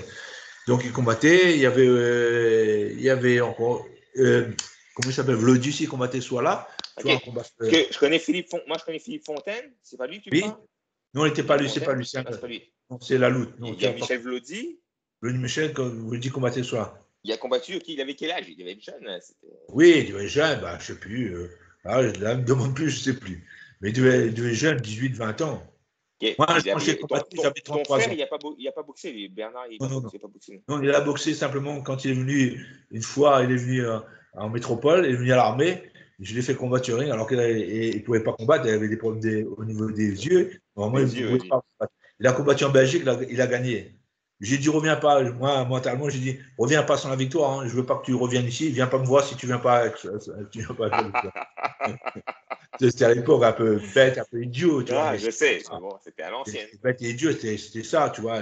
Le mental, tellement j'étais là-dedans, tu comprends. Ouais. Et voilà, donc. Donc, il y avait Michel qui a boxé, il y a Philippe. Philippe avait rencontré qui? C'était un étranger. J'avais rencontré un mec ici qui s'appelle un mec connu ici à Réunion, un Il loup. n'a pas boxé Momo, c'est pas ce soir-là? Ah, c'est Momo, voilà, Momo. Il a boxé ce Momo ce soir. Voilà, Okay. Momo. Il a boxé Momo, et donc, mais il était blessé avant, il a été blessé au tibia. Mais ce soir-là, pour te dire, on ne savait pas, on connaissait la technique, il n'y avait pas de tactique. Ce soir-là, si, avec le recul, là maintenant, je dis ce soir-là, si j'étais dans son coin, il aurait gagné le combat. Pas à l'époque, même si à l'époque j'étais dans son coin, il n'aurait pas gagné ce combat. Bon, je n'ai pas pu lui donner.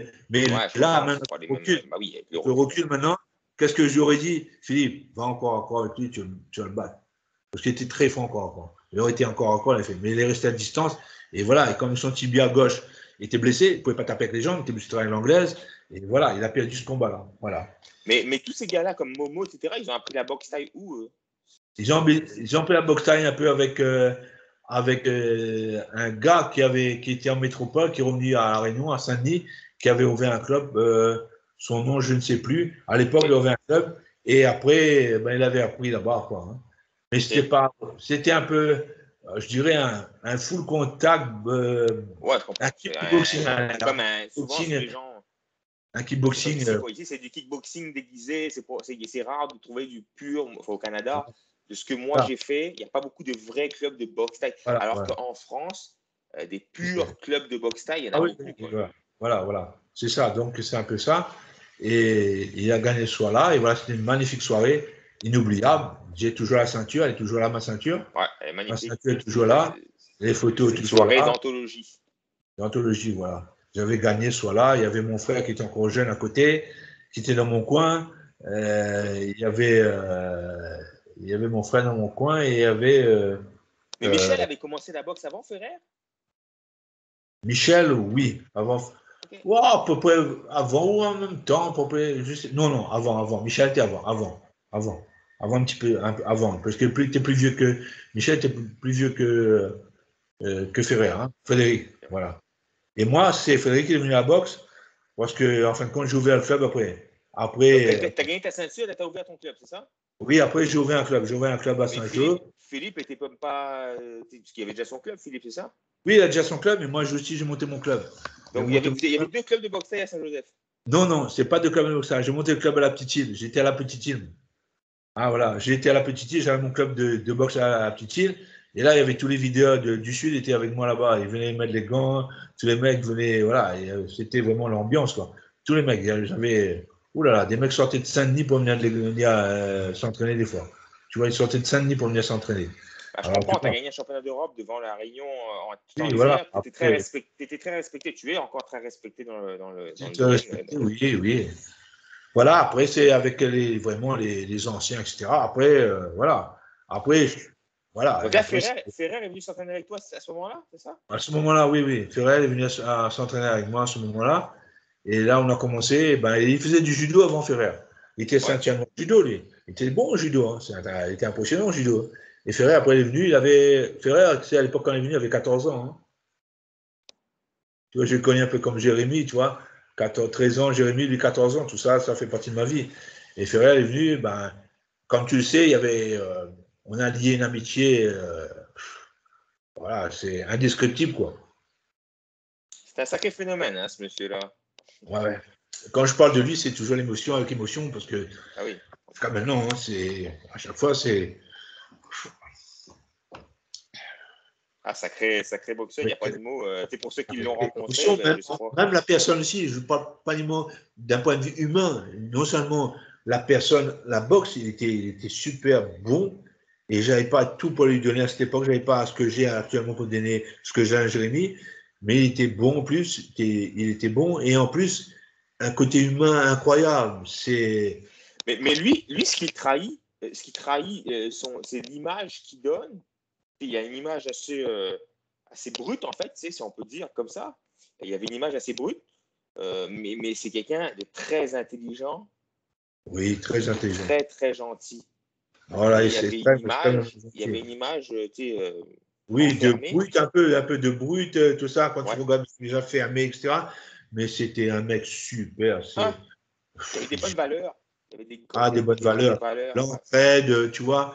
S'il entendait quelqu'un dire un truc sur moi, tout de suite, il venait me voir, me dire, genre, tu dis rien, mais tu vois, j'ai entendu ça sur toi, mais rarement, rarement. Mais quand il entendait quelque chose sur moi, il venait me dire, etc. Tu vois, c'était, oh là là, c'était, jusqu'à maintenant, pour moi, c'est, c'est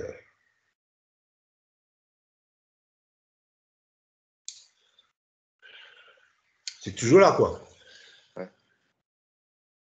En tout cas, de son passage en tant que boxeur, parce que nous, après, Ouais. en tant que boxeur, ceux qui l'ont connu, c'était quelque chose aussi. Hein. Waouh, waouh, waouh. Tu sais, Ouais. lui, avec le recul maintenant, il faisait des esquives latérales, tout ça. Tu vois, les esquives latérales, les esquives rotatives. Tu mettais gauche-droite, tu sais, esquive rotative, ta droite était enlevée, il te mettait un crochet, on hypercute derrière. Ah, Tu vois, il était incroyable. il était là, tu vois, tu mettais un direct, on passait tout, bim, bim, bim, et on mettait les jambes derrière, avec des superbes jambes aussi. Il C'était, était quelqu'un. voilà, pour moi, il est aussi au top comme Jérémy, quoi. Pour moi, oui. Et lui, il était au top à En plus, l'époque. tu sais que je me souviens quand Danny Bill est venu à la salle, il avait vu Ferrer, il a dit wow, lui, il est bon. Tu sais.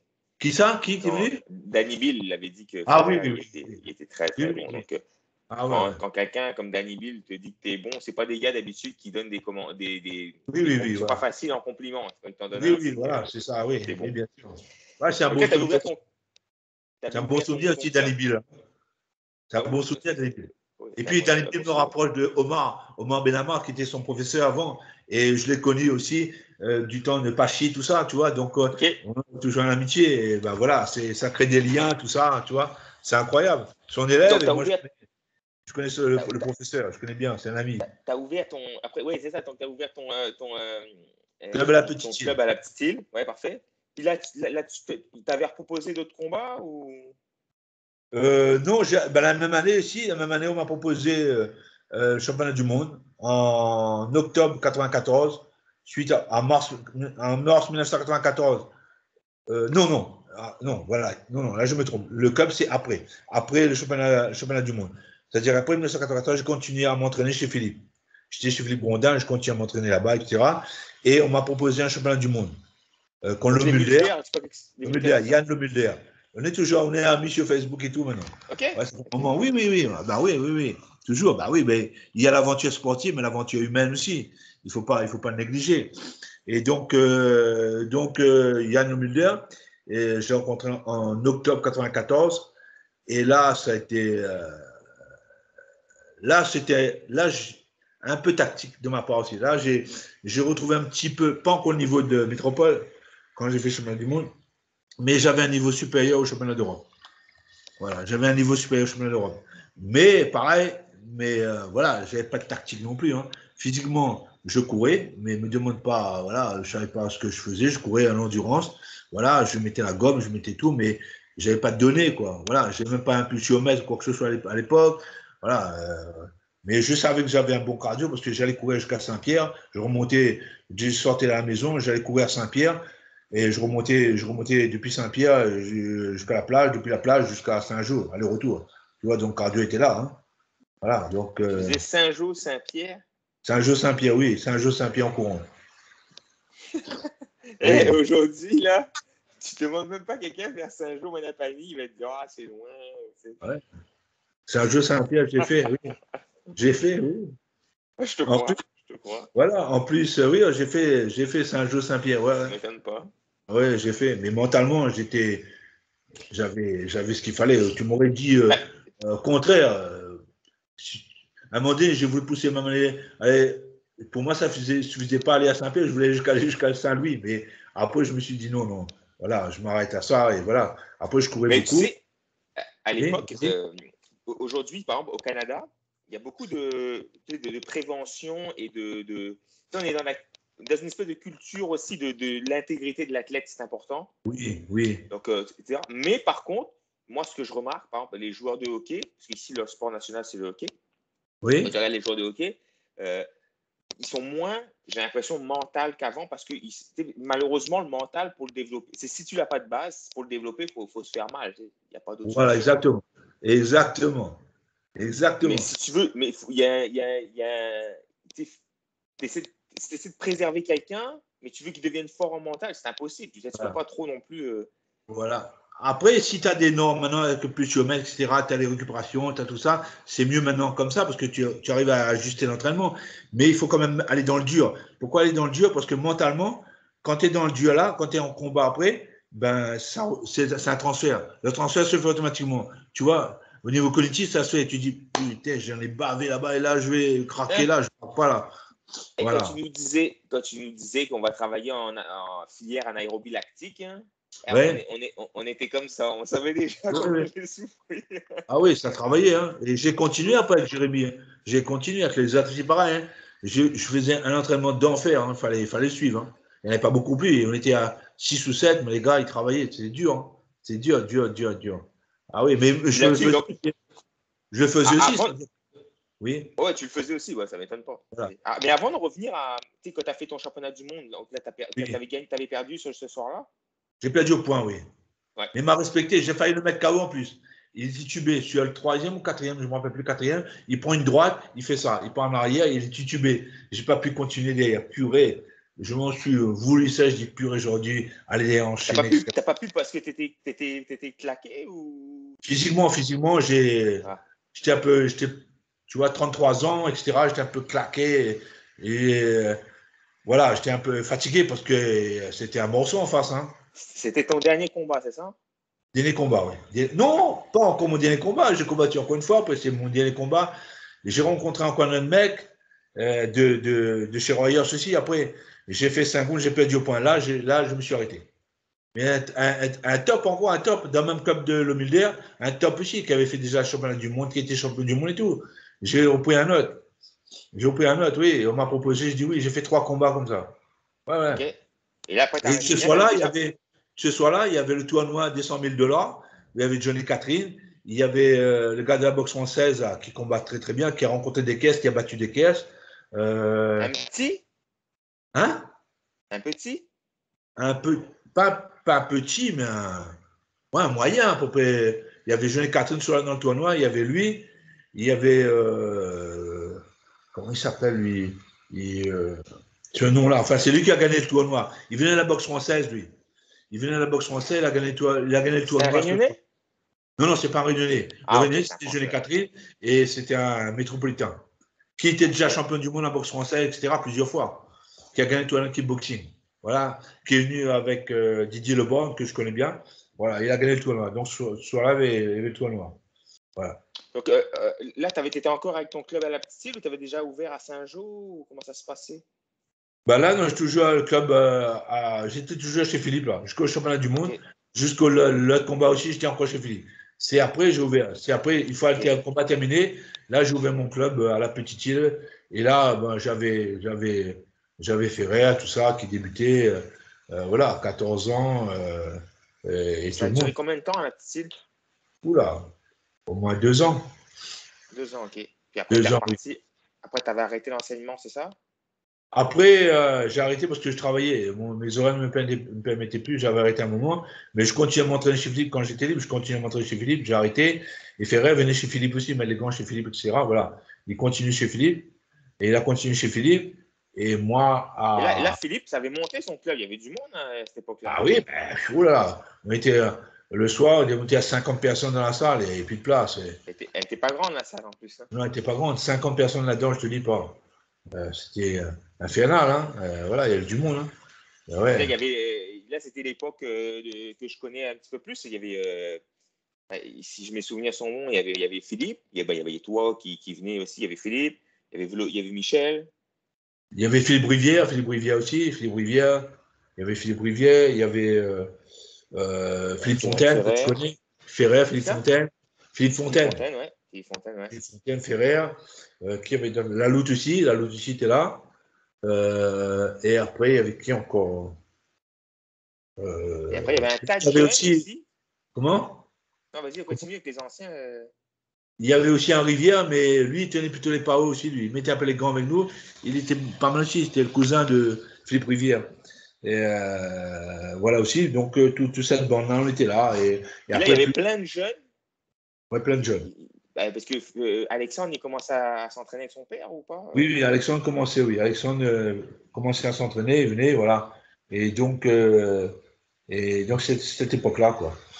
Voilà. Et après, une fois que j'avais fini les compétitions, j'ai ouvert mon club à la Petite Île et on a fait ça pendant 2 ans au moins. Après, je suis revenu à Saint-Jean, à la Cayenne. J'ai pris un club à la Cayenne, tu vois, la mairie Ok. m'a donné ça à la Cayenne. J'ai continué là-dedans. Et après ben, comme ta période qui est arrivée après, Philippe, il avait arrêté après, hein, Philippe Gondet a arrêté. Moi, j'ai repris la salle, tu te rappelles? Quand tu étais là, tout ça, j'ai repris la salle après. J'ai Je me repris la souviens, en salle. fait, ce qui s'est passé, je me souviens très bien parce que Philippe avait arrêté. C'est Adrien qui voulait continuer. À cette époque, Oui, Adrien, aussi, je ne sais pas s'il va regarder ça, mais à l'époque, Adrien voulait continuer.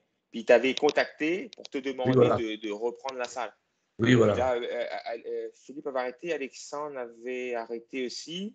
Oui, Pourtant, c'était une belle école. Quoi. Vous avez oui, formé oui. quand même des tops. Michel, Ah c'était oui, un oui. bon guerrier. Ferrer, était très, très bon. Alexandre, il avait un très, Il très bon promettait, club il aussi, etc. promettait.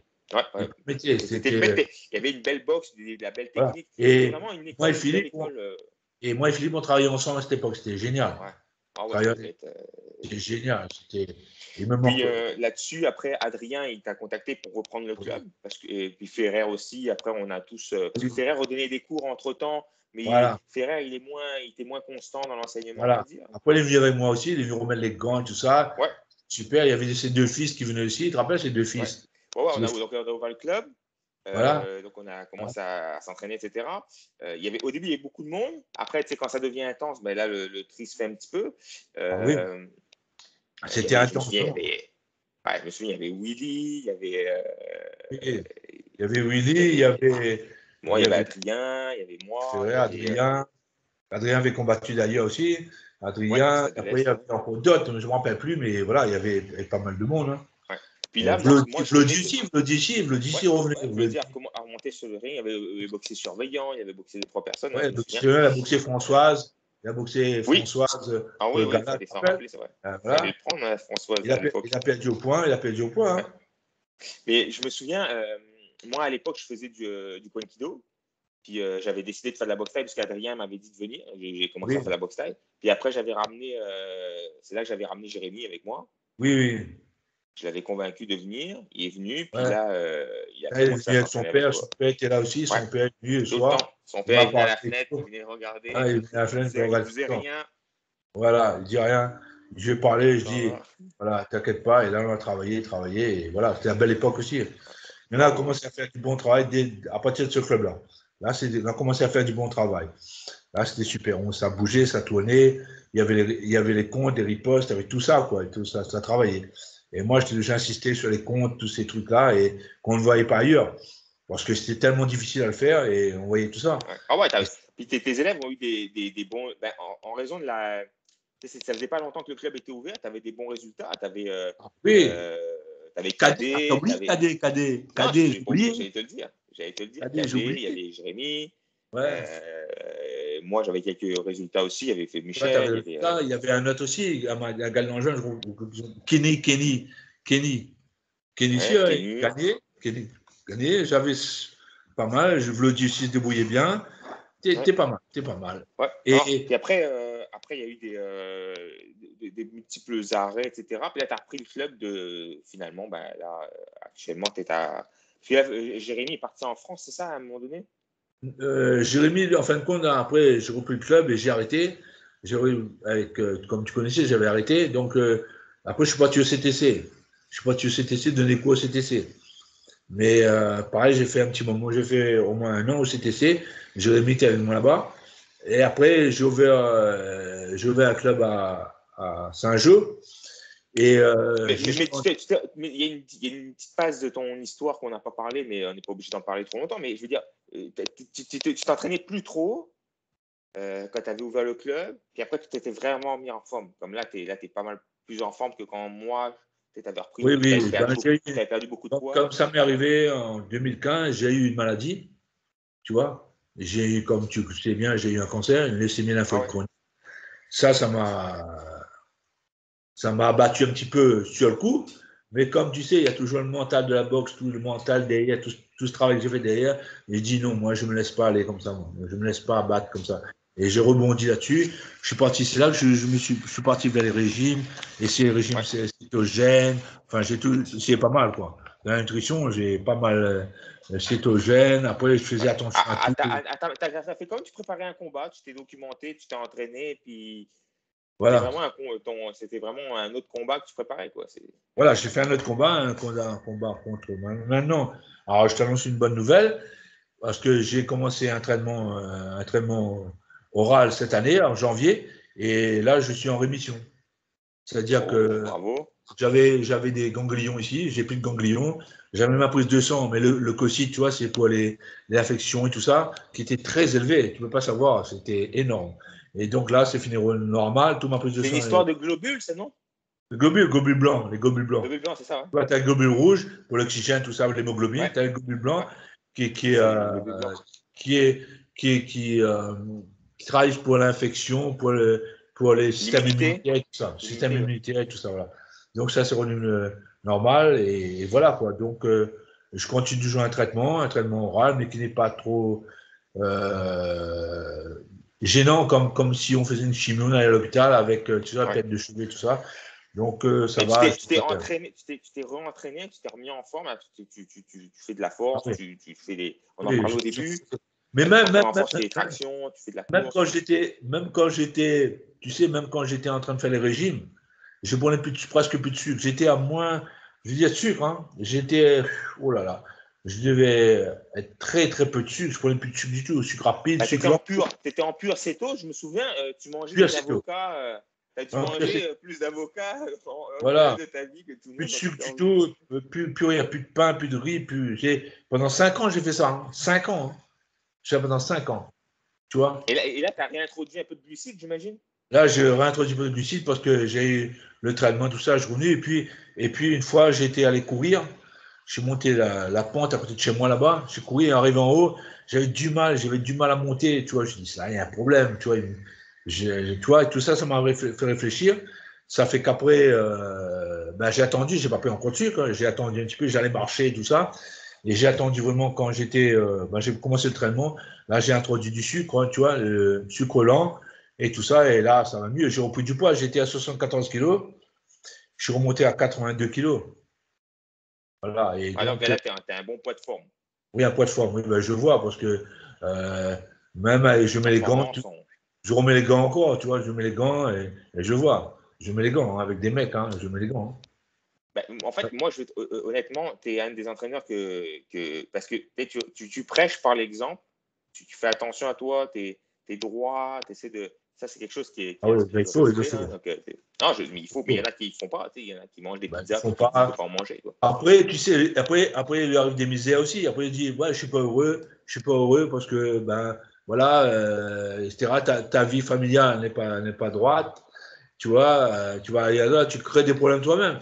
Déjà, on a des problèmes, on peut avoir des problèmes de santé, mais en plus, toi, tu te crées des problèmes quand tu rajoutes des problèmes du stress pour toi. Le stress, c'est bon, comme tu connais très bien. Le stress, c'est bon dans les médias, même parce qu'on a besoin de ça, l'adrénaline tout de suite pour un combat, pour un examen, pour tout. Mais c'est pas un stress continu. Donc, les gens, Ouais. ça inflige du stress continu. Pourquoi? Parce que ils sont pas drôles. Moi, je suis heureux. Moi, je te dis un truc. Et avec le recul, avec la maladie, avec tout ça, je suis heureux maintenant. Je suis encore plus heureux qu'avant. Pourquoi? Parce que je me contente de ce que j'ai. Ce que j'ai, je ne cherche pas à avoir plus. Ce que j'ai, je suis heureux avec. J'ai une famille, j'ai 2 enfants en bonne santé, j'ai ma femme en bonne santé. Merci. Deux belles filles. C'est une belle vie. Avoir des gens à côté de toi que tu aimes, que tu chéris, qui sont en bonne santé, à côté de toi, c'est le plus beau des cadeaux. Après, les autres, il y a la nature à côté des merveilles. J'habite Greg maintenant, tu sais, je suis entouré de nature, tu vois. Et moi, nature, je kiffe ça. T'as quitté Trois-Mars? Oui, j'ai quitté 3 mois depuis 2 ans, T'avais ta 3 ans. maison, t'avais une maison en location à Grec, c'est cette Voilà, maison-là que t'as repris? Voilà, j'ai repris Saint-Joseph, j'ai repris la maison de Saint-Jean. Ok, Ouais. t'habites là-bas, ok. Puis là, Là, je suis dans ma maison de t'as deux Saint-Jean. filles, t'en as une qui s'est mariée, il me semble, c'est ça? Oui, c'est marié, oui, c'est marié. Félicitations, hein, Voilà, c'est Julie qui s'est mariée. Ouais, Et Julie puis s'est encore mariée, puis la Camille. deuxième, elle fait quoi, hein? Et Camille, elle est à l'école, elle est en seconde à l'école, au lycée.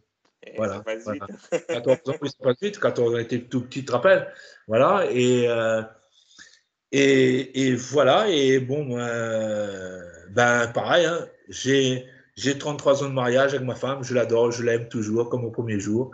Et c'est ça qui fait mon bonheur. Elle m'aime, on s'aime. Et voilà quoi, il y a pas, il y a pas, il y a, voilà, je suis heureux avec elle. Je me, je me rajoute pas des soucis. Tu vois, c'est des choses, voilà, simples. Voilà, avoir son entourage bien autour. Tu aimes quelqu'un, tu t'es marié pour le meilleur, pour les pires, tu l'aimes.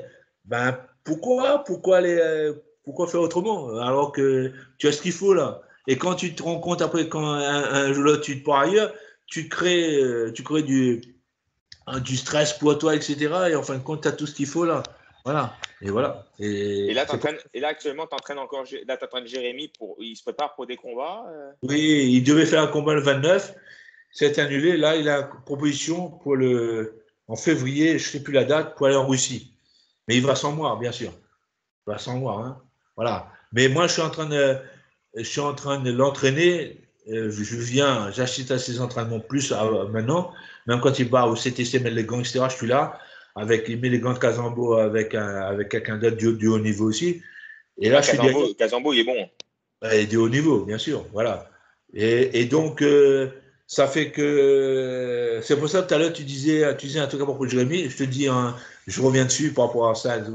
Il faut revenir derrière parce que Jérémy, s'il est tout seul, il oublie. Il oublie de faire des décalages, débordements. Il oublie, il reste dans l'axe. Il oublie d'enchaîner. Il travaille que sur. Il baisse ses mains. Dès qu'il reprend en arrière, il baisse les mains et il enlève sa garde. Donc, il peut prendre des coups. Tout ça, il faut que je recadre tout ça. Je lui dis, dans l'arc, tu fais les points, tu décales, tu mets les jambes derrière. Tout ça, si je ne suis pas là, il ne le fait pas. Je suis obligé de lui dire corps à corps, je lui explique Ah, bah, tout ça, voilà. Et c'est pour ça que je suis derrière lui, parce que son combat, le dernier combat, il a gagné, mais pour moi, j'étais insatisfait. Je lui ai dit d'ailleurs. Je lui ai dit, tu as gagné, bravo, contre le taille, le dernier taille, mais il vaut mieux que ça. Il vaut mieux que ça. Il n'a pas fait ce qu'il fallait faire encore. Il vaut mieux que ça.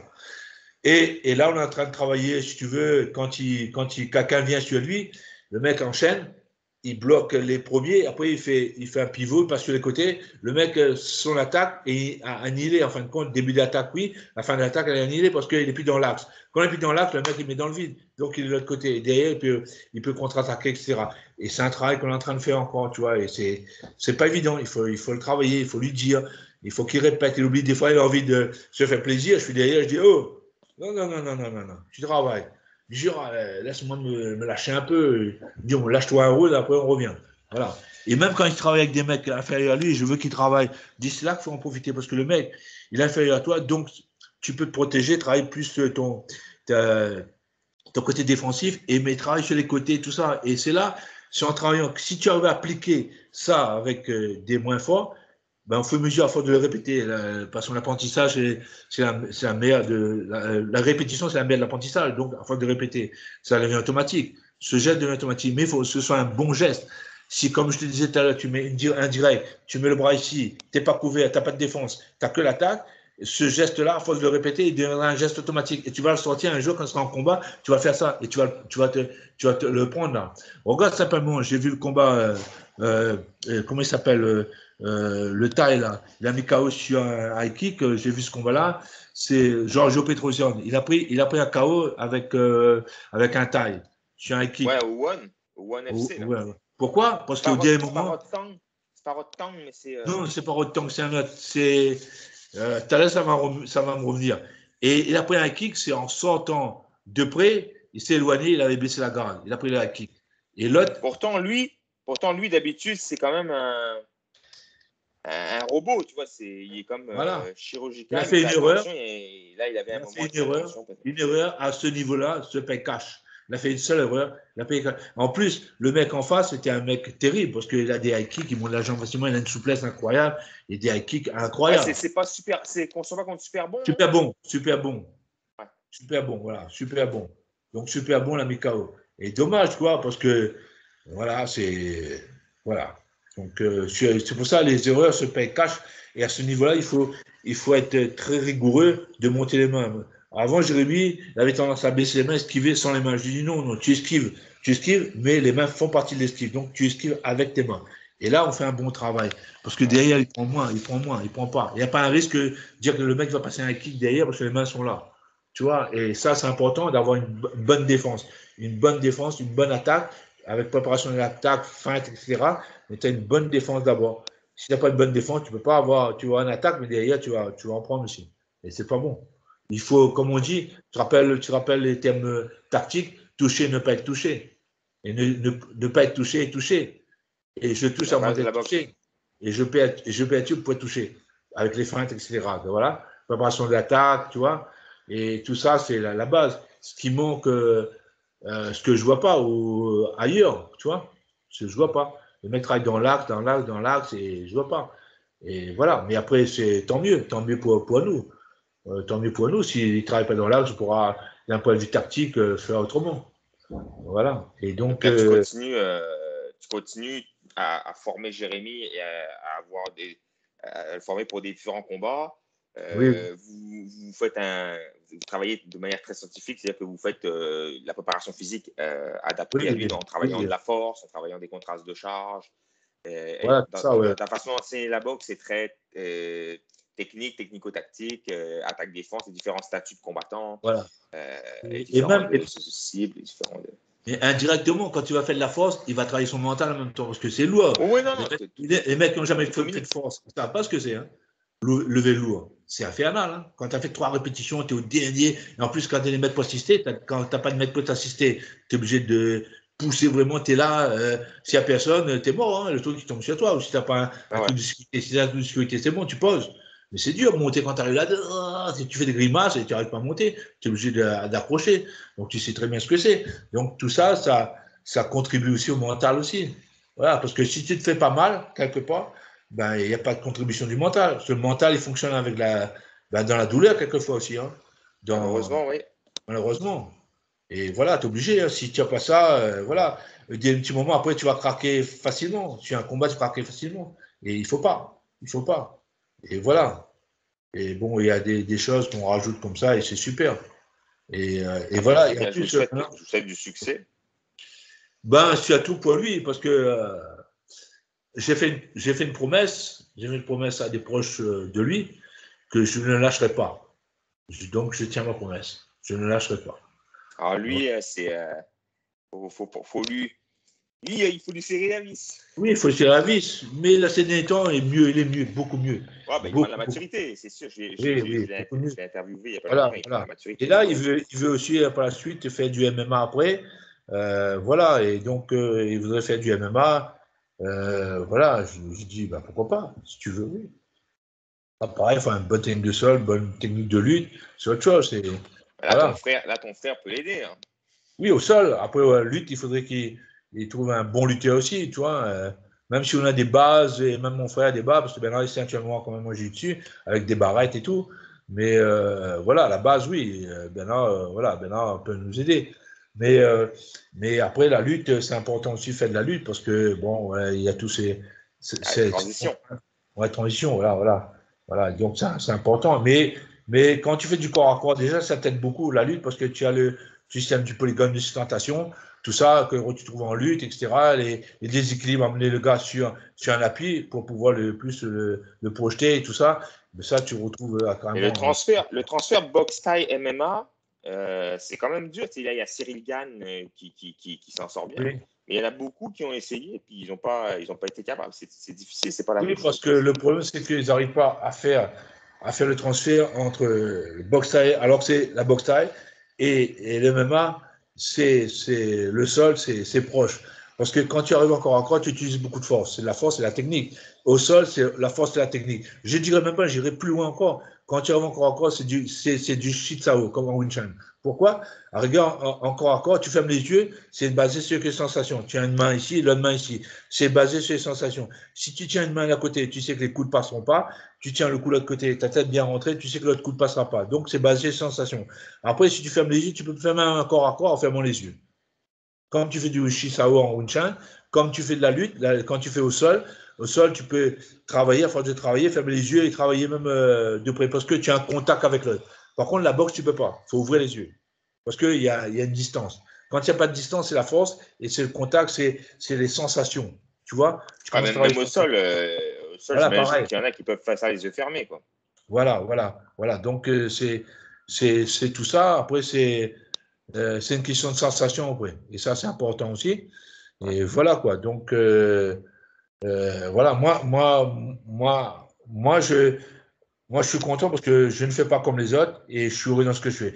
Je ne critique pas ce que font les autres, hein, chacun fait son truc. Hein. Ouais, Moi, il y a plusieurs chemins pour arriver en voilà, haut, plusieurs c'est chemins. clair. Moi, je fais ce chemin-là et ça me convient, j'ai des résultats avec ça. Ouais. Donc, je continue. Ben, Voilà. tu as prouvé par toi et par tes élèves que ça marchait quand même bien. Parce que je veux dire, t'as formé des très bons boxeurs. Ça, c'est pas... Ouais, bah oui. Tu te rappelles que toi, quand tu es parti en Thaïlande, tu as rencontré le boxeur là, c'est assez costaud là. Capop. Et Kapop, et tu m'avais envoyé un mot, tu m'avais dit, genre, je vais passer un compte sur lui. Regarde ce compte-là. Tu te rappelles ça? Moi, j'étais content. Ouais. Ah non, J'étais il y a fier. plusieurs fois, j'en ai boxé quelques-uns. Puis, pour de vrai, moi, j'ai cherché plusieurs aspects de la boxe sur différents entraîneurs, mais Oui. la technique, la tactique, etc., c'est vraiment toi qui m'as tout appris. Euh, euh, surtout dans les placements, dans les termes, dans la compréhension, dans la manière de Ah. schématiser. C'est des Voilà, trucs, voilà. c'était important d'apprendre. Oui, Puis à chaque fois, des fois, tu te sauves de situation, tu te dis, OK, le gars, il fait 2-3 fois qu'il fait middle, je vais passer ouais, par-dessous, tu vois. Puis après, voilà. le gars, il en fait plus. Tu te dis, bon, ben, merci Gérard d'avoir appris ça, quoi. Il est limité. Imagine que le mec, il a que le bras arrière. Il n'a pas trop de boxe et il a une jambe arrière très forte. Le mec qui bloque en face, qui reste en face. OK, le mec, il shoot dans sa zone d'appui. Et en plus, parce que quand tu shoots dans sa zone d'appui, le mec, il ne peut pas bloquer. Parce qu'il est en train de faire une action. On n'est pas dans un dessin animé, il ne veut pas sauter. Donc, il prend le low kick, il prend le plein pot. Et c'est au moment qu'il faut mettre le low kick, le plein pot. Il le prend de plein pot. Et là, En plus, à haut niveau, des fois, c'est un peu dur parce que le gars, il fait des feintes avant de partir ou il fait autre chose ou il le fait en enchaînement. Donc, tu as moins le temps de contrer. Mais souvent, le gars, il part juste middle. Bah, tu passes dessous. Quoi. oui, Je veux dire, c'est pas comme ben là, si le gars, il crée l'incertitude. Quoi. oui, mais justement, et c'est là qu'il faut travailler. C'est pour là le travail avant cette commission importante de retravailler les balles, de travailler sur les comptes, etc. Parce que plus tu travailles, tu renforces ce compte-là. Et moins tu travailles sur le plan tempo, temps de réaction. Je te parlais de temps de réaction. Ton temps de réaction, il va être plus grand que le temps d'action de l'autre. Donc, tu seras toujours en retard et tu ne pourras pas le toucher. Tant que tu travailles dans le timing, tu travailles le timing. Donc, quand tu travailles le timing, à force de travailler, tu es dans le timing après, tu vois. Tu augmentes ton temps de réaction et c'est ça qui est important. L'exécution, tu l'as, tu sais comment il faut le faire et tout, mais c'est le timing, tu l'as pas. Et en force de le travailler, quand tu travailles avec un mec, tu dis, toi, tu es attaquant, moi, je suis contre-attaquant. Le contre-attaquant, je vois là où je suis contreur.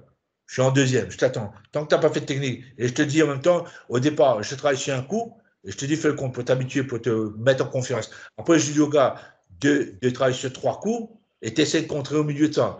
Et après, je dis au mec de rajouter des feintes derrière, et tu essaies de contrer ça, tu vois. Donc, au fur et à mesure, tu augmentes l'incertitude, et en augmentant l'incertitude, toi, tu es prêt déjà, parce que tu as mis l'incertitude tellement haut que le mec il est habitué à faire ça. Mais si tu ne fais pas ce ton exercice, tu ne seras pas dans le tempo.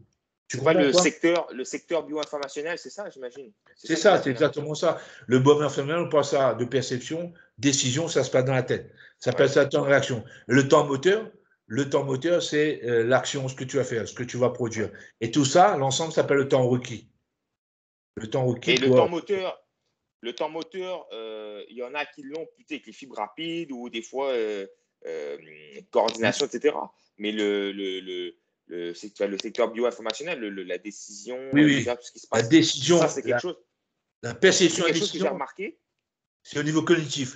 Ouais, mais tout ce Perception qui et est au niveau décision cognitif, cognitif. j'ai remarqué que même si tu n'es pas un foot de guerre, si tu n'es pas super rapide, si ton temps de réaction est très rapide, tu peux compenser par ça parce que ça, c'est un potentiel qui, quand même, tu Voilà, as voilà. beaucoup de Oui, possibilités mais là-dedans, alors que les fibres rapides te limitent un peu dans... oui, mais comme le temps requis le temps requis, c'est quand même le temps de réaction plus le temps moteur. Il faut quand même que tu le travailles. Si tu ne travailles pas, même si il faut le travailler, il faut le travailler. Si, par exemple, moi, je l'ai dans ma tête. Ah oui, temps moteur. Mais maintenant, si je ne travaille pas, je ne vais pas pouvoir toucher parce que ce temps requis, je vais être en retard. Le mec va me lancer au milieu, il va me toucher avant que je le touche. Donc, c'est travailler là-dessus, c'est ce temps de réaction-là. Et si tu travailles sur ce temps de réaction, là, tu l'as. À force de tu sais, tu renforces ton truc. À force de faire, de répéter, ben, l'automatisme, c'est. Voilà. Et si tu ne le fais pas, et c'est pour ça, dans une leçon, tu fais de la coopération, gauche, droite, là, tu bloques, il met les gants, pam, pam, pam. Mais si tu fais que de la coopération, à la fin, tu fais de l'opposition directement, libre, tu n'as pas cette transition-là. Et là, le mec, il ne peut pas progresser. Il prendra des années avant de progresser. Alors que si tu fais, par exemple, tu fais la coopération pour bien mettre le geste, pour l'apprentissage du geste, etc. Et au milieu, tu mets cette partie de rôle à travailler, attaquant, contre-attaquant, etc. Mais là, tu es obligé, là, tu travailles exactement le temps de réaction.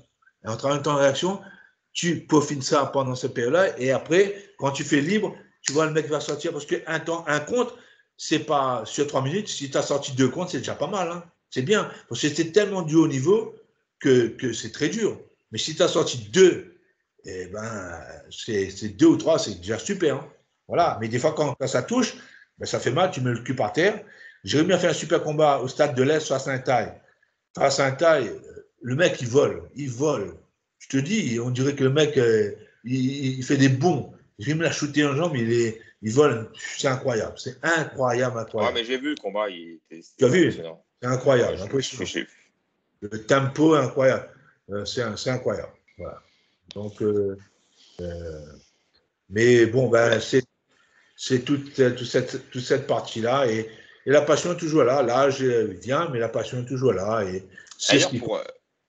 Pour clôturer notre petite entrevue, là, oui. La boxe, ça t'a apporté quoi dans ta vie de tous les jours? Aujourd'hui, tu peux dire que c'est grâce à la boxe. Tu as des amitiés, et ça, je le sais. Mais ça, des amitiés, beaucoup d'amitiés.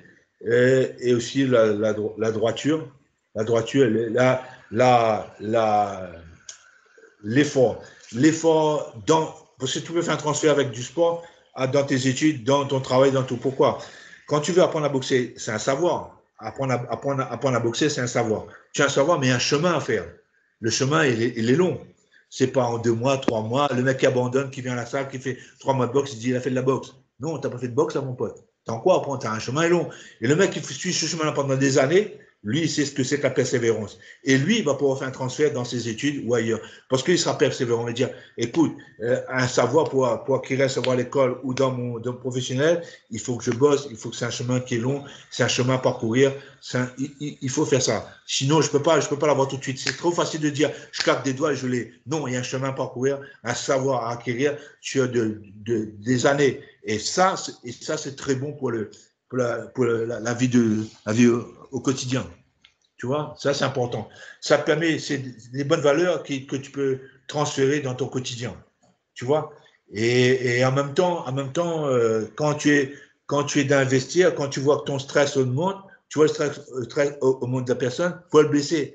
Ben, tu fais de la pleine conscience. Tu trouves encore d'autres outils pour travailler ça, pour calmer, pour que le rythme cardiaque reste constant, tranquille, etc. Et qu'il ne puisse pas l'énergie dans le vestiaire déjà, simplement sur le stress, en train de stresser, le cœur monte, la tension monte, etc. Tu arrives à travailler. Et moi, je travaille là-dessus sur pleine conscience. C'est un outil formidable. Je travaille là-dessus. Donc, c'est formidable. Donc, tu vois, je ramène des choses au fur et à mesure dans la boxe. Tu es un éternel élève aussi, quoi. Oui, voilà, exactement, éternel élève. Ben, jusqu'à la fin, jusqu'à ma mort. Hein, voilà, c'est comme ça. Hein. Merci, je t'en prie. En mon nom, mais en nom de beaucoup de monde, parce que je sais que tu as influencé beaucoup de gens, beaucoup de jeunes, oui. Tu en as influencé beaucoup. Oui. Donc, merci pour ça. Merci aussi pour ton temps d'aujourd'hui. Surtout dans la bonne direction, quoi, surtout ça. Voilà, c'est surtout ça ce qui est pas important. C'est transmettre un message d'amitié, de bonté, de bon cœur, voilà, tout ça c'est important dans la vie quotidienne.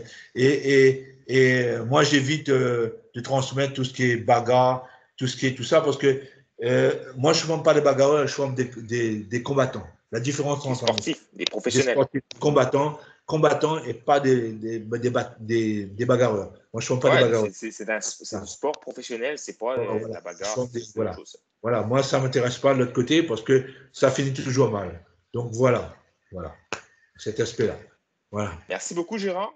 Ben, je t'en prie, on pourra se contacter régulièrement maintenant. Vu que je refais un stade, c'est toi qui m'as sollicité, et tant mieux.